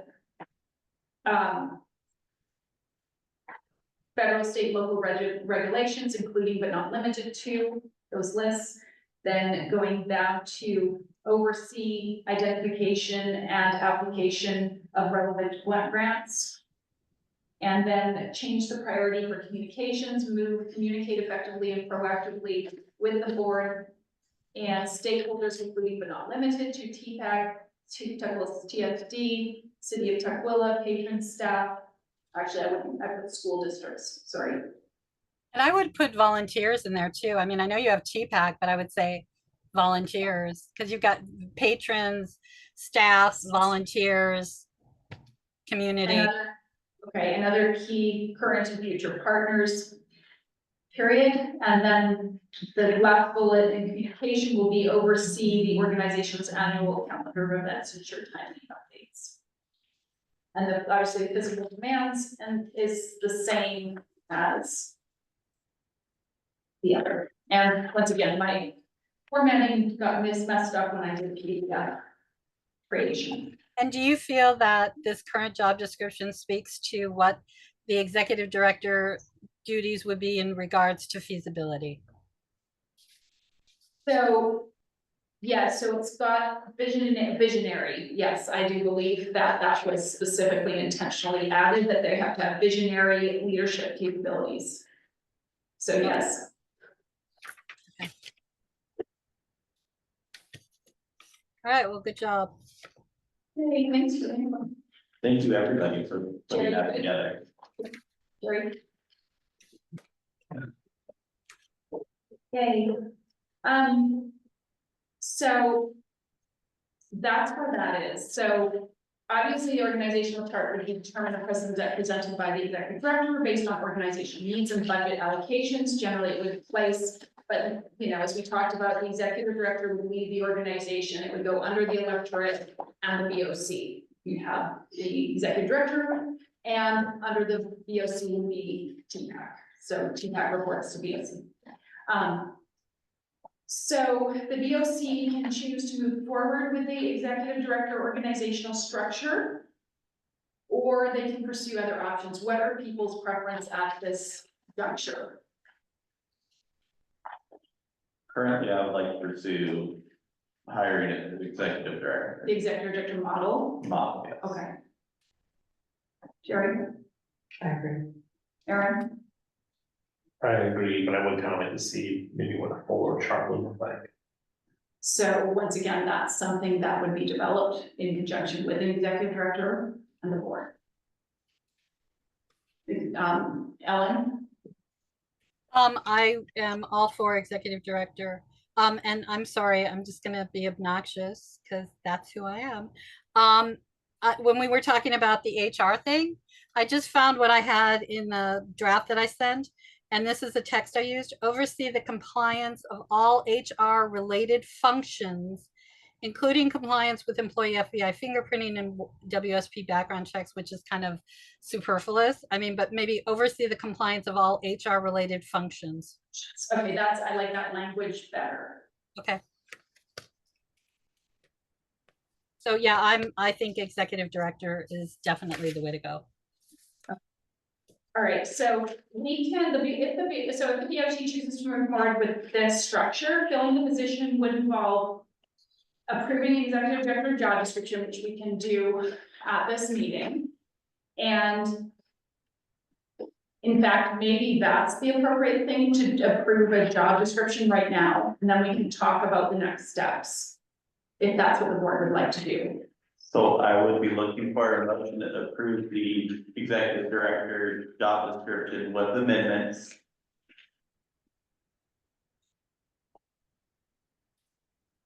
Commissioner Gangler makes a motion to approve the amended executive director job description.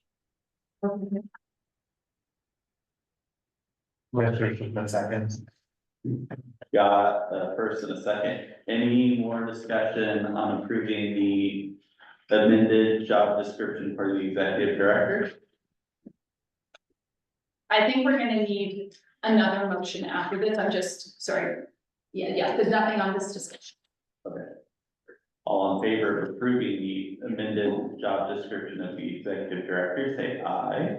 Aye. Aye, ayes have it. Now, I would like to make a motion to create an executive director job position. You'd like to make a motion to do what? To create the executive director job position. Oh, okay. That we just agreed on the job Yeah, description. we did the job description first, we put the cart before the horse, but. oh, well, sorry. No, that was my fault. I didn't think about that. Okay, I second it. Got a first and a second. Any discussion on creating the executive director job position? The only discussion I have on this is that the current, I think we need to have further discussion. It's not listed here, so it's fine. The current job description, even amended, has a blank amount for salary. Yes, so yeah, we do have a memo about that. No, I read your memo. Yeah. I don't know that I agree with what you're saying, is what I'm saying. So I'm not voting for the amount that you put down on here. I think we need to have discussion about that, but it doesn't matter because your job description currently just has a blank, and I think that's fine. I think we can go ahead and create we can create a job position for executive director. We can create the job description with it just being blank at this point, and then when we hire, then we can fill in, Unless you are bound to determine that we need to have that discussion right now. So that'll be another motion. But this motion is just to create the position right now, then we'll do a motion for the amount. Well, correct, but I'm saying we don't need to do that. Well, amount. I think we want to, Did we not just approve the job description with a blank? with a blank. So it's not approved. We have not approved an amount yet. So the job description is not approved. So it's got TBD on it, right? It's got blank, yeah. The job description is approved with a blank amount for salary. But it's not approved. If it's blank. Well, it's the job description language is approved. We don't have a salary attached to it yet, so we will talk about that next.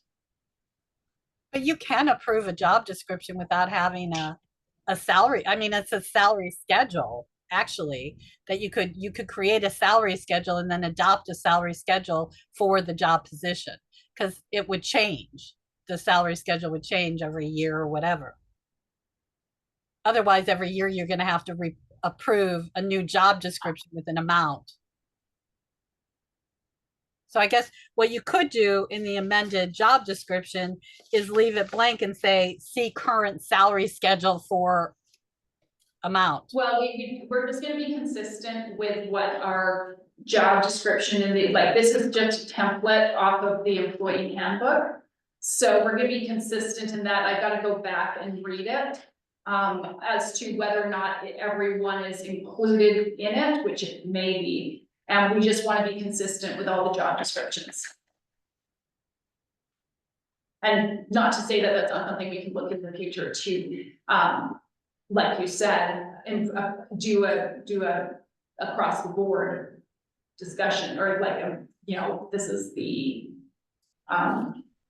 look at the wage scale. So, but right now, this is just creating the position. Right, that's what we're voting on, is the motion to create the position. Yes, Okay, which has been seconded. yes. By you. Any Yeah. more discussion on creating this job position? Seeing no more discussion, all in favor of creating the executive director job position, say aye. Aye. Aye, ayes have it. And So I'm gonna throw on the table the third thing, which is, I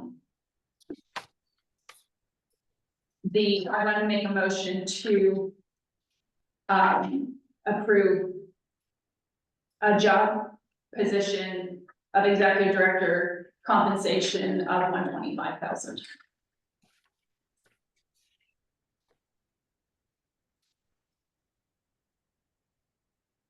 searching for a second to go into discussion. Commissioner Shipman seconds. First and second, do. Any discussion on setting the executive director job position at a salary of $125,000? So here's the discussion, Ellen. Well, I would like to know how that number came up to be, especially considering if you look on page 86 with the amounts that you listed, if you look, for example, South Whidbey at 112,563, that does not include the cost of their benefits, which is enormous. It's probably another 30%.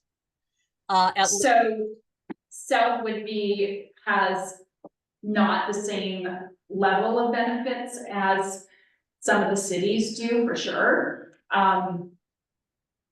So, yeah, so they have it, yeah, so I want to say it's not similar to City of Tukwila benefits. I don't have the actual numbers of exactly what it is, but it is PERS and it is health insurance.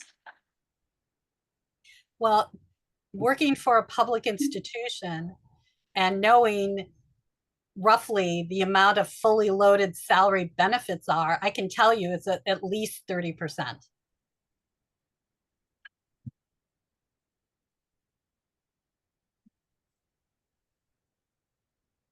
So what are you suggesting? Well, I'm curious how you guys came up with 125K. So, Because we're taking two positions and we're making one position, and this one position is going to oversee. I'm not saying that it should be the two together at all, because clearly that's not the case. But I'm just curious how 125 came to be. What was the reasoning? so this took into account, not offering benefits. So looking at, like, even though Des Moines is not comparable, and, we wanted to be competitive enough that it, you know, with our 15% stipend on top of that, so there is a 15% escalation that's not showing, this is just base salary. So when you say 30%, it's 15% we're already offering in the cafeteria, the pick as you choose compensation. So to be competitive, it was, once again, you're looking at, you know, the larger districts are much different. So when you look at about 195,000, like you said, the 30% escalation, we tried to, sorry, 15% escalation, we tried to put it in line with, you know, like similar to what you were saying. Because everyone's benefits are slightly different. The smaller pools do not have the same benefits as like the school district. It doesn't have longevity, it doesn't have disability. These ones definitely do not have that.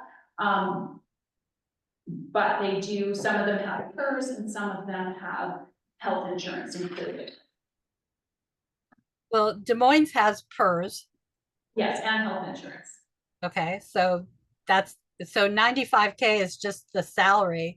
Plus, I'm also not totally convinced that, you know, what kind of, if, you know, I'm not convinced that, you know, like William Shore, I mean, I don't know, Steve Burke might write his own schedule.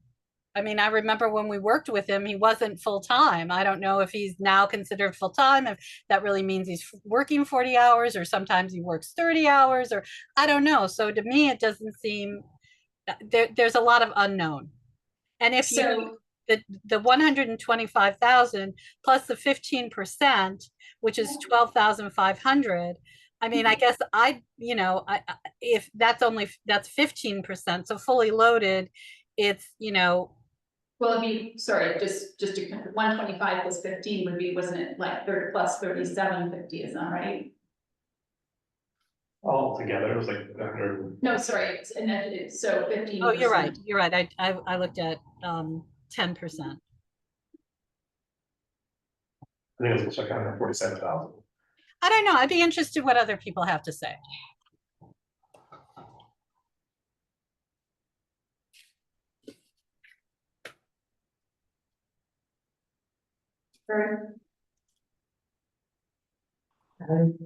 Nothing more? Okay. Erin?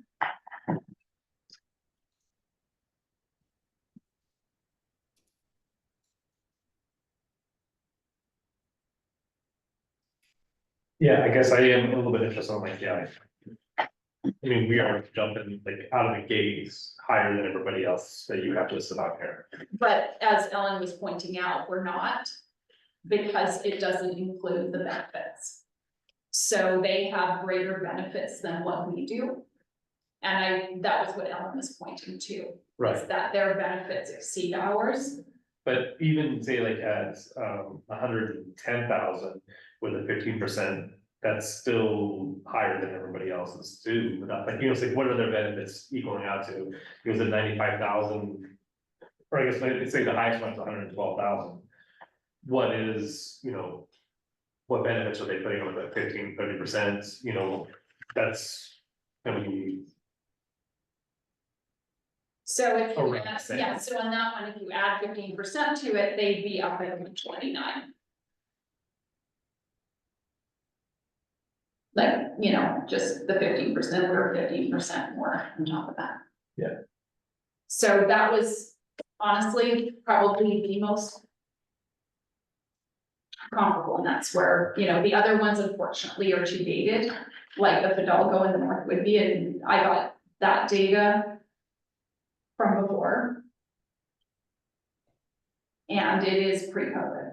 I'm looking at Des Moines' most recent board packet, just a good comparison, right? District our size. And this is through August of 24, their 2024 budget. Personal benefits, AWC and DRS. Is budgeted at almost $76,000. Fringe benefits is another $2,000, and Senate pay is another $1,000 for a total personal benefits. This isn't for one position, is roughly $80,000. I believe that is mostly contributed to their retirement health. Between their aquatics director, general manager, and I think there's another position there too, yeah. But what I found interesting on their budget, which is very interesting, the aquatics director is almost at 100,000, general manager, the district manager is at 95. I don't know if this is inaccurate. No, it's not as correct. So their district, their aquatics manager gets paid compensated at a higher rate than their general manager. So just for reference, in our current wage scale, our highest paid employee is compensated at, hold on. Go back to under budget, right, Jerry? What are you looking for?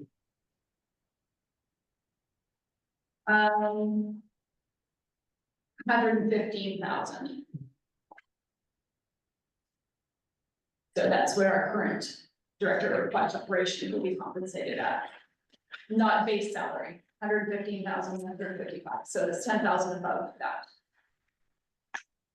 So I'm sorry, you're saying that the executive director is going to make $10,000 and our current aquatics director? Based on our current org chart that has a director of aquatics operations, which is responsible for all operations, which is, you know, a different org chart. It would be more, yes, it would be 10,000 more than the highest level of that, but once again, that job at that compensation level most likely will not continue. Well, correct. But so that's a very interesting fact that we're saying that an executive director position who oversees the duties that is currently listed as a director of aquatics operations is going to make $10,000 more than the highest amount that the director of aquatics operations makes currently. I think that's interesting because it doesn't seem like very much. Yeah, no, so it's not currently, sorry, that's budgeted with an increase for next year. Currently it was, Year to date is 112. I'm reading that. just and I can tell you. 111,800. Yeah.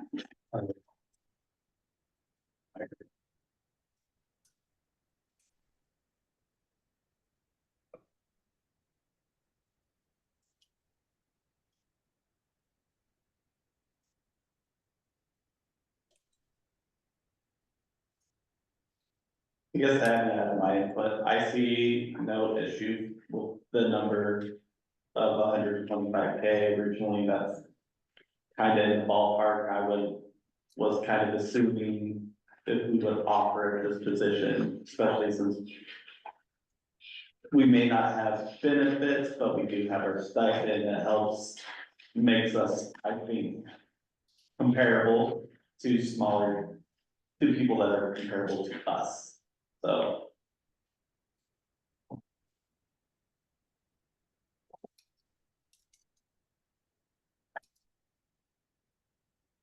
Any more discussion? I think, I mean, I guess my only thought about too is just that, you know, is this just like in past, we've had it where it's at a little bit sliding scale, depending on how much you know, experience they have, you know, past experience, education and everything else. We're looking at, you know, it doesn't matter what that is. We could have 4 candidates come in, one could have 10 years experience, we could have 5 years experience, but we like more the 5 year experience one would go that we paid it the same, even though they might be less qualified overall. So Jerry and I think that's a great question, both of you, like, so Jerry and I had that conversation, didn't we? Yes. And where in the past, like other positions made sense to do a scale, but in this position, we actually thought, you know, we don't want someone who's at the low end, like to have a scale. We actually want to hire the person who is best for this position. So to have this scale for this, that's, we intentionally did that, to have an amount rather than a scale based on experience, because we actually wanted the person to come in at this level. So that's a discussion though, but that was what the thought process, thanks for having us talk about that.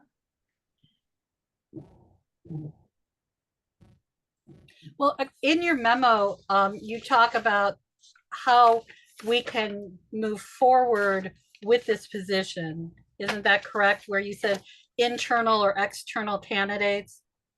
Yeah, so that's, yeah, so we're gonna get to that.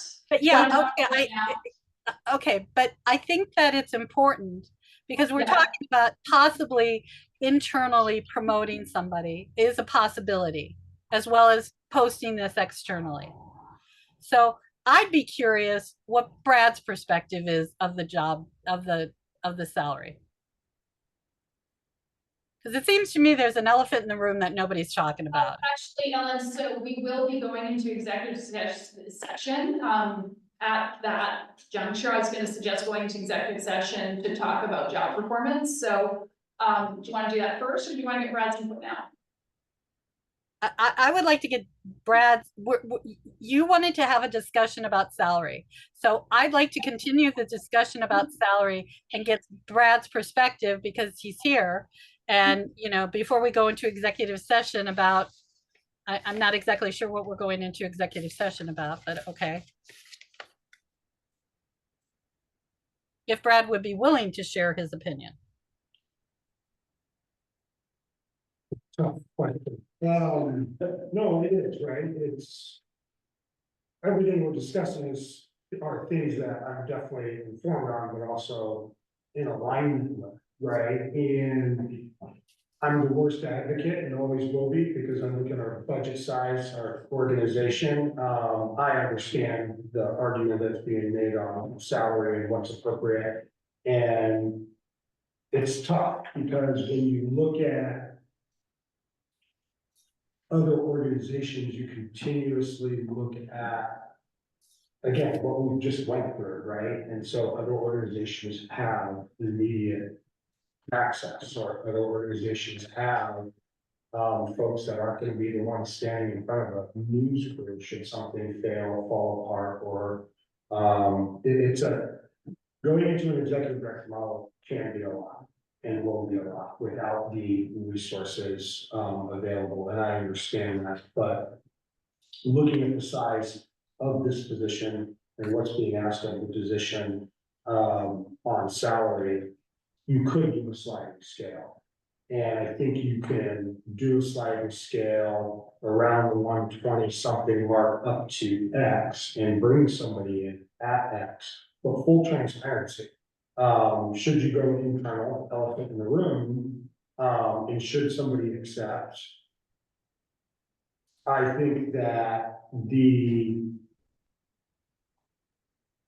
I would think that the salary that I'm currently at, because I am at 111, and mind you, it would even be a little higher because I forewent a pay increase for a year. I made that suggestion with these management wages, and I'm not using that as a reason to go higher. What I'm saying is, I think, again, I'm still in the picture. I'm the worst advocate. I'm always going to do what's best financially for the company within reason. And 125, and I would say that this position, with, again, understanding the lack of benefits, which a few commissioners are aware that it's something I've focalized and continue to talk about behind the scenes, That's a big piece of it, right, in terms of what other positions have access to in benefits and full retirement and the cost of that total compensation package is tough. But the right individual, internal or external, they have access to those benefits elsewhere. They're doing it because they enjoy the work, it's where they want to be, so on and so on. So a number, I can't give you a number, I don't have a number, and I wasn't prepared to speak on that number as much as I appreciate the question. But I think you guys are in the right area, in the right ballpark for what an executive director, from what I see for an organization of this size, scale, and responsibility. I think you're in the right ballpark. Thank you very much.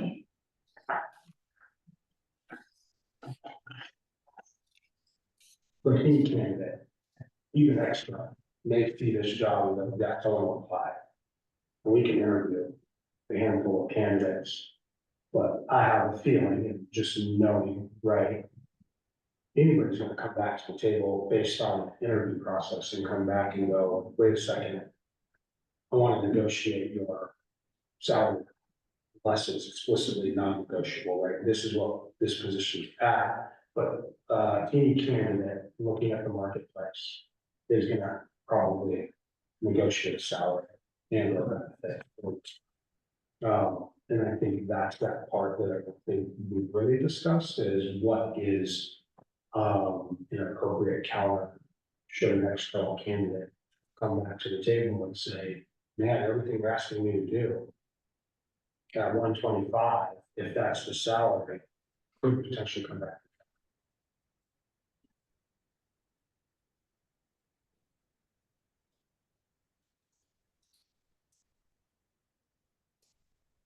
That's the only piece I thought was missing in the discussion.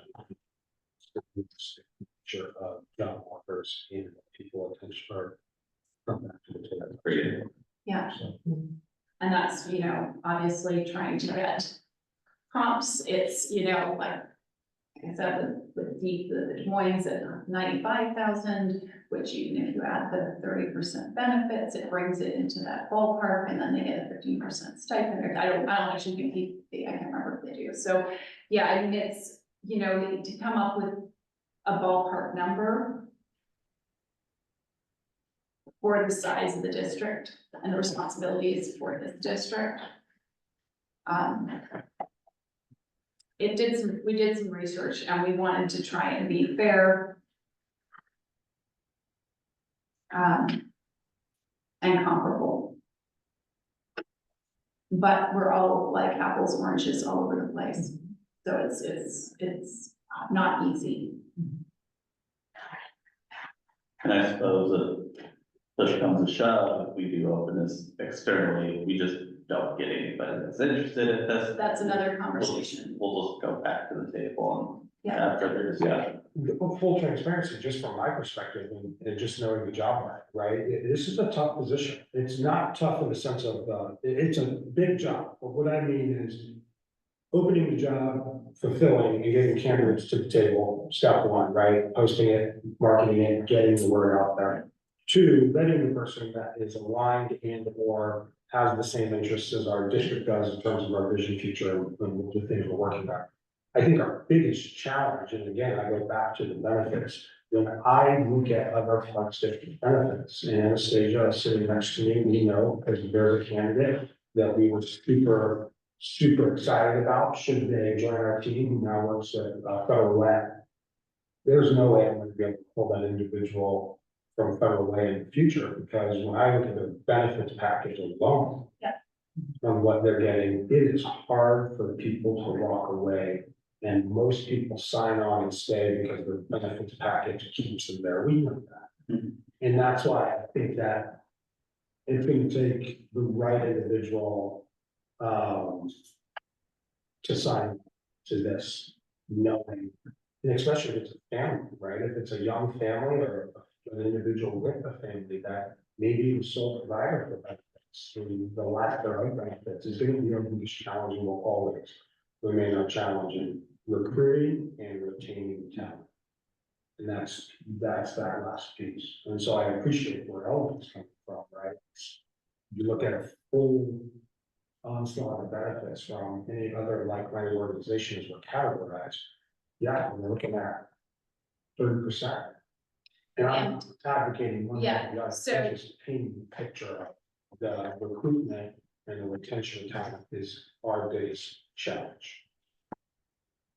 And one of the discussions that we had is, you know, for example, around health insurance. Well, having actually a percentage base rewards the higher percentage people. So people who are making 125,000 are gonna get a grip, like, you know, I mean, they're just getting more than health insurance could cost. It's gonna cost the same for the same age individual in this position as it is in a much lower position. So when you're offering health insurance, it's actually proportionately, when you do it on a percentage basis, it's based, I'm not explaining myself very well. It's actually more rewarding for the person at the higher salary than the people at the lower salary, because it's percentage based. And we struggle, we've gone back and forth, we've had benefit discussions before, and we've had candidate or people before that on the flip side of it, they have great benefits from their spouse.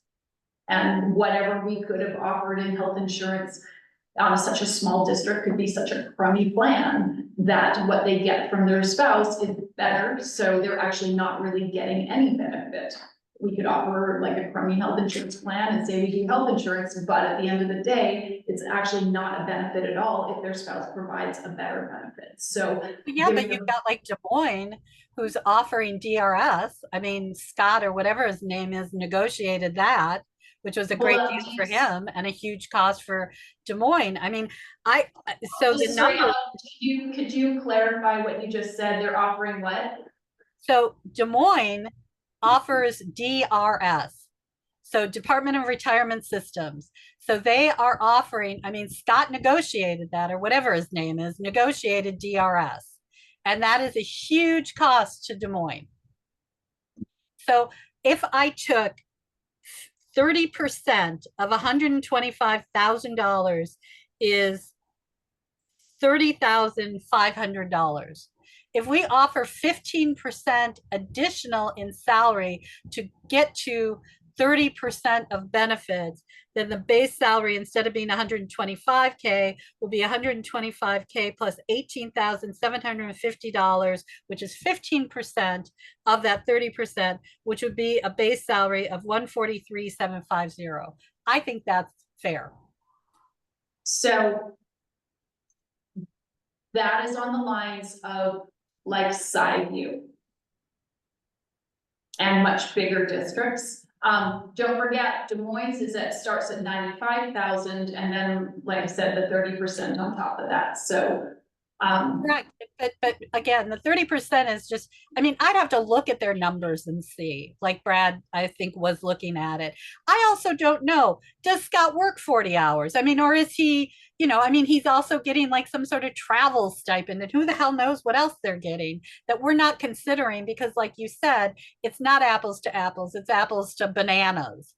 I mean, you know, and the same thing with William Shore. I don't, you know, when we looked at William Shore, when we worked with Steve Burke, he wasn't full-time. So is he full-time now, or is he working? How many hours is he really working? So is the, you know, $73,999 is base salary. What are his benefits? And, you know, I don't know that we.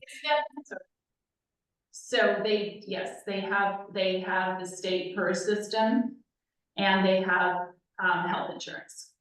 Okay, well then, but again, we also don't know about hours. You know, like with Des Moines, he's 40 hours. He's very full-time. Okay, well, there is what the job is saying is full-time, and then there's actually what people are doing, which would be up to his board if they allow him to, you know, do whatever. And I'm not saying he is, I'm just saying, I don't know that I have enough information. I personally think $125,000, which is 10,000 more than the current high end of the district administrator makes, is for the job that we're asking, for what this position is going to be required to do, And this position then can go ahead and structure the management as they want to. So, you know, we're right now we have a district you know, a DA, whatever we have, you know, the Brad position, which, you know, when we have an executive director, they may be like, you know what, we're gonna get, you know, I'm getting rid of that because I have to follow a budget.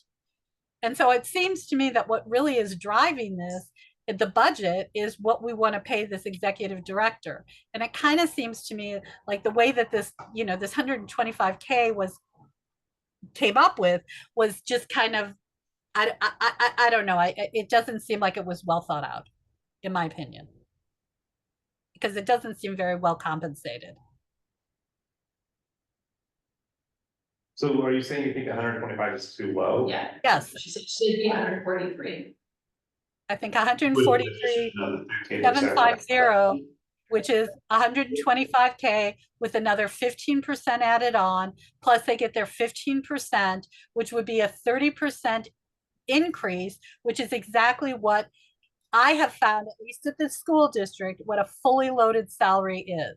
30%, at least 30% of what, you know, what the position's salary is.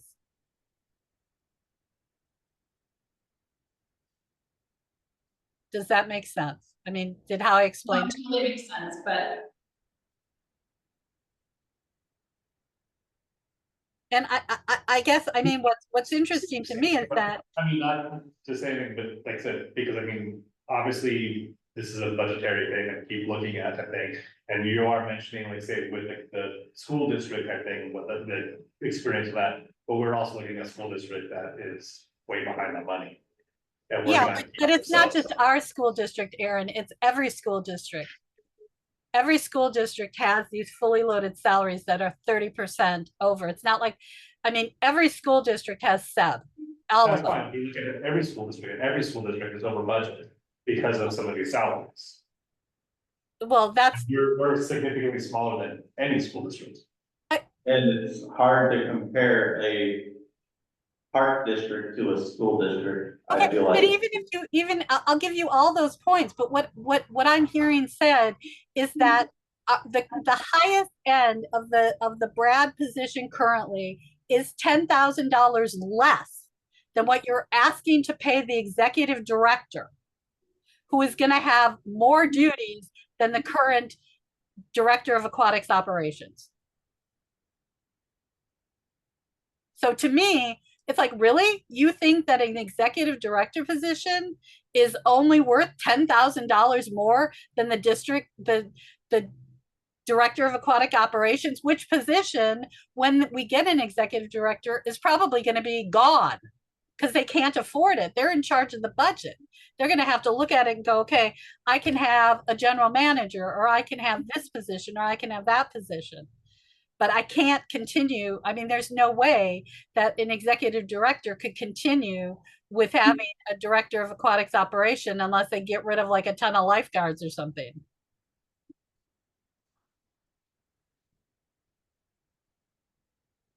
But you're also comparing the salary to our current director of aquatics operations, who's at the very upper end of that position. Correct, I am. The lower end of the position, there's a bigger gap between what we're pushing for the executive director versus. But again, it's going to be up to the executive director to decide what other positions they want to have. So it could very well be that they're like, you know what, I don't need a director of aquatics operations. I need a pool manager or whatever they want to call it. And they're going to go through the job description and cull the job description to what they need. And then they're going to have to hire contractors to do the positions that need to be done that were previously done by a district administrator. When I look at this, it's kind of like what we are saying at 125K is that it's $10,000 more than the highest end of the director of aquatics operations. So if we have the highest paid director of aquatics operations, we have somebody at the highest end, what we're willing to say is that the executive director, who's going to have a ton more responsibilities, is only going to get $10,000 more. And that seems inconsistent. So, yes, so that's what we were proposing, step A of executive director. Would be 10,000 more than the 2025 budget, which is more than what they're currently being paid, of step F, or step E, sorry, of Director of Aquatics Operations.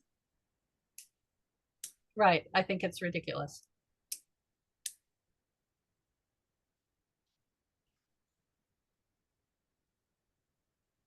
But hey, you know, we're a board. If you guys want to outvote me, go right ahead.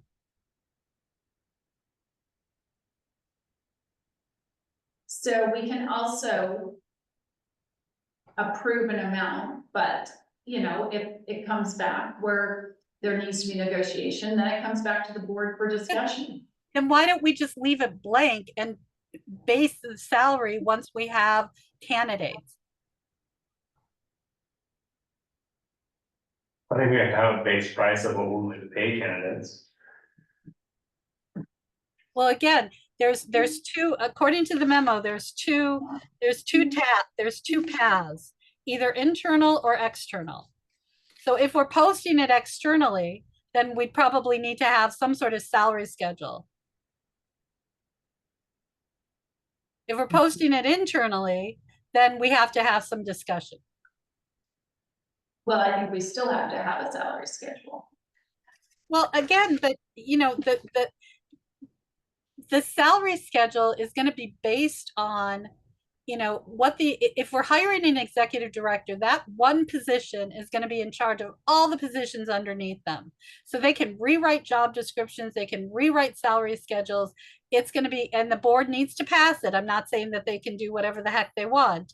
They're going to have it passed by the board, but they can go ahead and say, you know what, this is the structure that I think will work for the pool, and this is what I'm responsible for. And then they need to make their argument to the board and live within the budget that they're given. I'm not advocating that we spend money we don't have. What I'm arguing is that, are we giving this position the kind of salary that is, you know, recompense to what we're asking the position to do? And I don't think that $10,000 over what our current Director of Aquatics Operations is to me, that it doesn't seem like enough.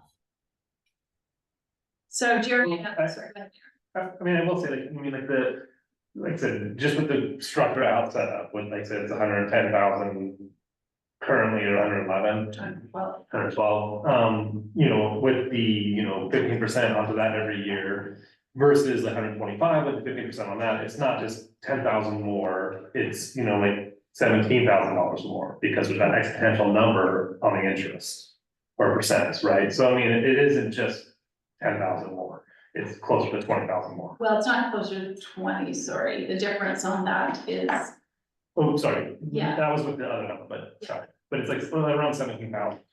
or, yeah. I mean, and that's why Jerry and I brought this forward, right, Jerry? For discussion. We went back and forth with the researched amounts and,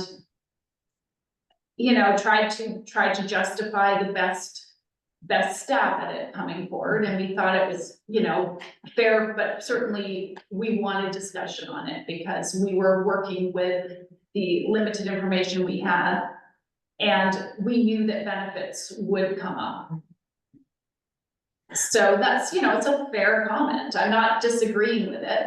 So, I'm not opposed to a difference. I'm just wanting to make sure that we're, being reflective of the spirit of our pool district.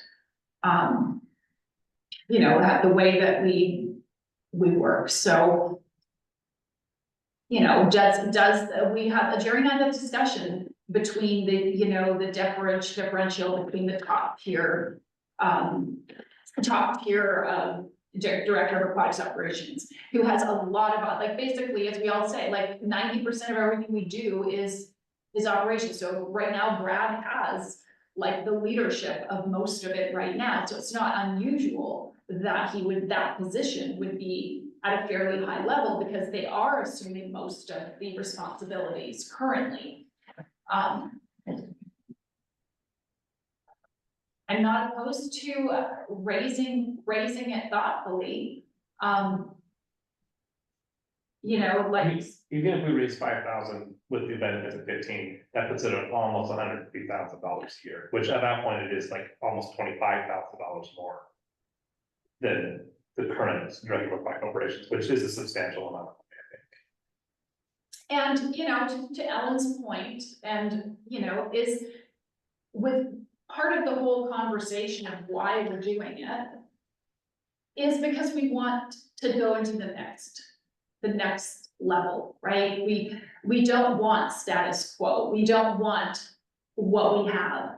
We need to look to the future and have that visioning and that expectation of visioning.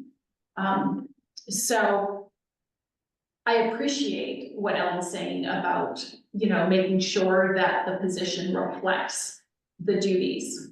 And, you know, I'm gonna be perfectly honest, you know, the previous job descriptions, both in district administrator and director of aquatics operations, did not adequately reflect the level of visioning necessary for the future.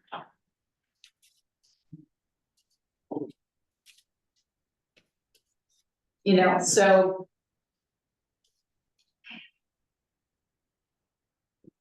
you know, whether that's 125, whether it's 135, whether it's what Ellen's saying, 145, I mean, that's, you know, at the same time, what does a pool district of our size need?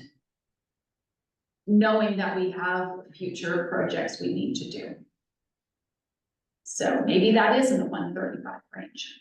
Maybe it's a sliding scale of 125 to 135.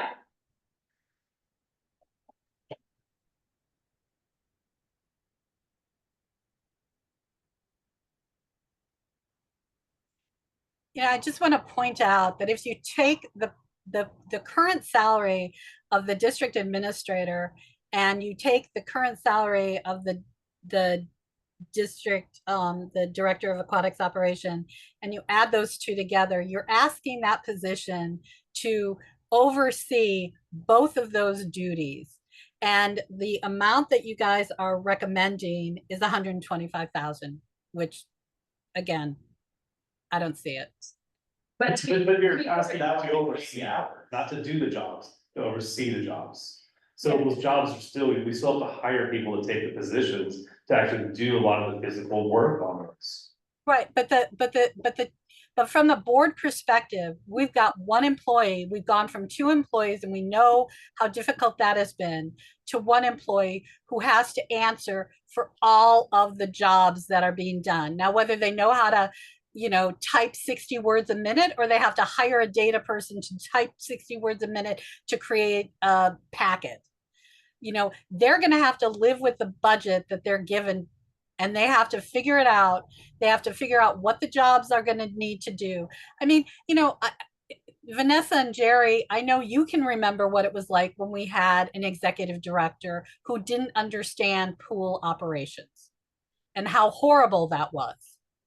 So now we're saying we want somebody who understands pool operations, and that person who understands pool operations is going to have to make a decision. Okay, well, I might know all this stuff, but clearly now my job has changed, and I'm going to have to figure out how to get both of my new job, an executive director job, and get all this other stuff done. And I'm going to have to figure out a structure to do it. And I don't know that the board wants to micromanage that. I think, you know, we get somebody in who can work independently and can figure this out, because our problem is that we want to get into the weeds so much, and it's kind of like, it doesn't work. But in order for us to have an executive director, you know, I think we need to have compensation that is commiserate to the duties that we're asking this person to, whether they oversee it or do it themselves. And I think it becomes really clear that, you know, that the way that this job is evaluated is on, are they taking care of all these things that have to be taken care of, whether it's unclaimed, you know, assets or audits or packages or pool filters or whatever it is. They are responsible for it. One person reporting to the board. And therefore, the board doesn't have to manage more than one person.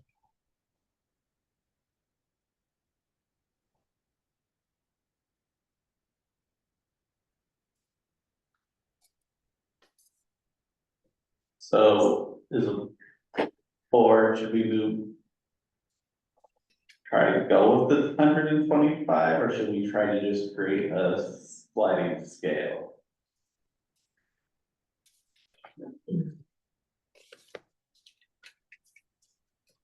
I definitely see Alan's points, that, and I don't think we should go as high as the 140 spend, but I would be willing to do maybe like 130. Or a sliding scale, Sliding scale. 125 to 135. 130. And that way, you have the option to hire anywhere in there, right? So 130 is encompassed. But if the perfect person came in at is it worth $500,000 for the board, Well, I think the sliding scale, just my 2 cents, worth, I think the sliding scale actually should start higher than 125. I think the sliding scale should maybe be 130 to 140. That's putting it closer to what we are asking this person to do. Okay. Just putting that there. That. Yeah. So I'm hearing people talking about sliding scale. I'm just wondering, should I withdraw my motion? And start a new motion? Sure.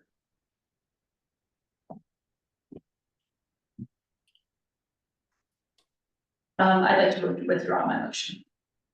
Motion withdrawn. I'd like to make a new motion. It's just like the time, sorry. To suggest a sliding scale of 130 to 140 for the executive director job position.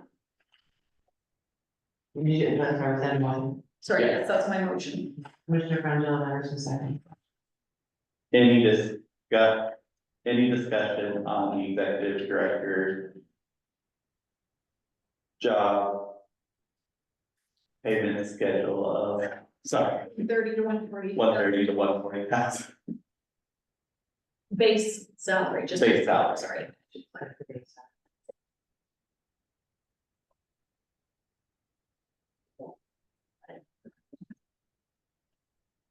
See, Ellen, do you have any discussion on that?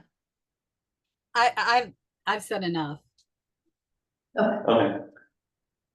Seeing no more discussion, all in favor of the payment scale of 130,000 to 140,000? Aye.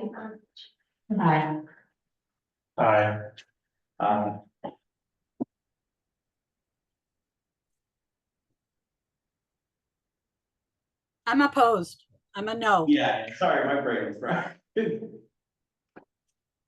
Ayes have it. And So I'd like to go into executive session for the purpose of. I'm gonna ask the board president if we can go into. For. Just a little closer. Is there anything with science first? RCW, sorry, Or is that what you're putting in the miscellaneous? we're not done with this agenda item. Oh, For RCW 42.30110 for 10 minutes. that sounds fair.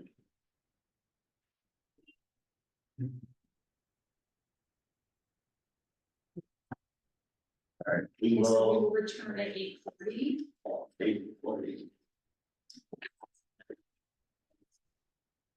You said there's a swap for that? Can we, Brad, did you stop the recording? No, I was not. Oh.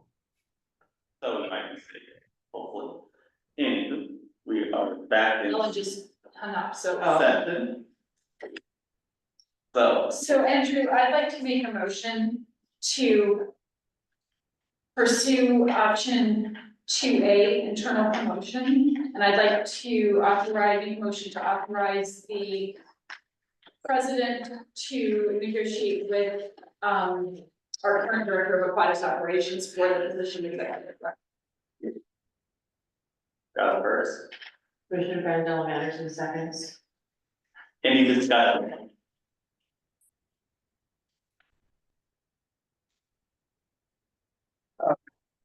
I don't, it's a hard one for me, I totally agree that that would be a great option to go with, but I do have like this little tiny bit that I feel like we should still put it out, have a look at, but also with the need of it being happening quicker than not, I also see the benefit of doing a direct internal hire.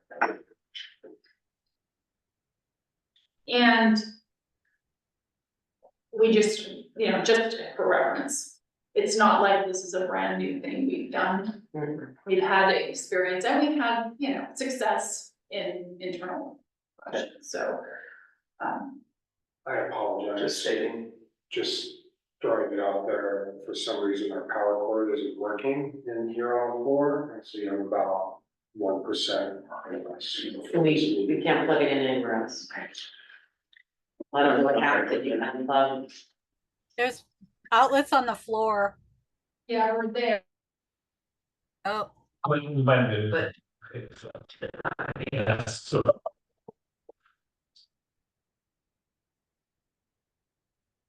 Oh, there you go. Hold on. How's he doing? How's our owl? He's back on. Turn back on. Are you there, Ellen? I'm still here, but the audio keeps kind of going out. You had to relocate the computer, hopefully that works. it's showing powering up now. Yeah, battery's working. Must be that outlet, seen better days. Oh, I'll just one out again. Sorry, Jerry. It's probably because it's rebooting, be my assumption, hopefully. Oh.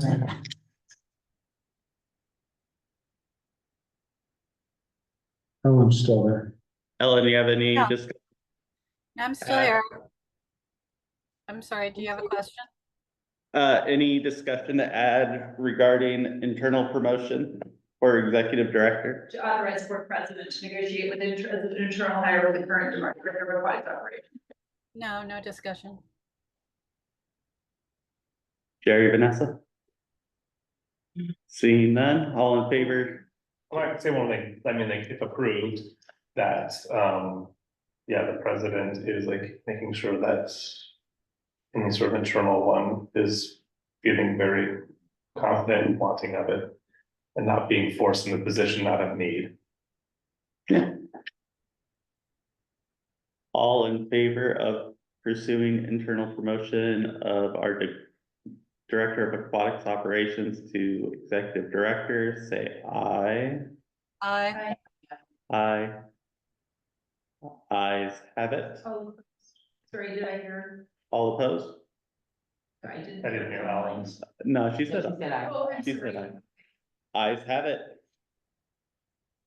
So moving on, any miscellaneous? Andrew, I have a miscellaneous. Yes. I'd just like to thank the pool and staff and commissioners for the lovely get well card. Thank you very much. Oh, yeah, she got it. Found a real box. Good. And only miscellaneous I have is the enormous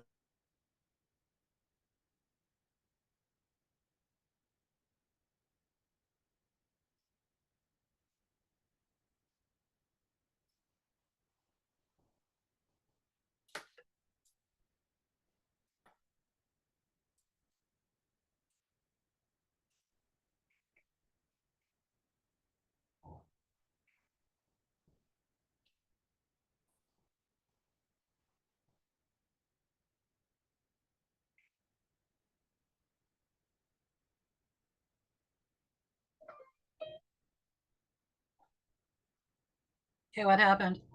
We're losing power again. Okay. So just, I have a couple of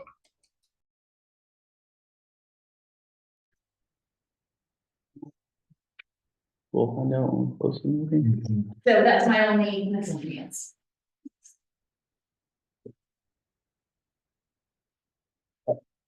Any other miscellaneous? Seeing none, I'm looking for a motion. Commissioner Freeman makes a motion. Yeah, Andrew, or Aaron just made. I think she finished it off quicker. Did you just make a second, Ellen? Yes, I did. Sorry. thank got you. him first and second of adjournment. Any discussion? Seeing none, we all in favor of adjourning? At 8:50, aye. Bye. Ayes have it. We are adjourned at 8:50. Thank you all so very much. Yeah, thank you, Ellen. Thanks, Alan. Sorry if I kept looking at you, Jerry. It's just I instinctively look right.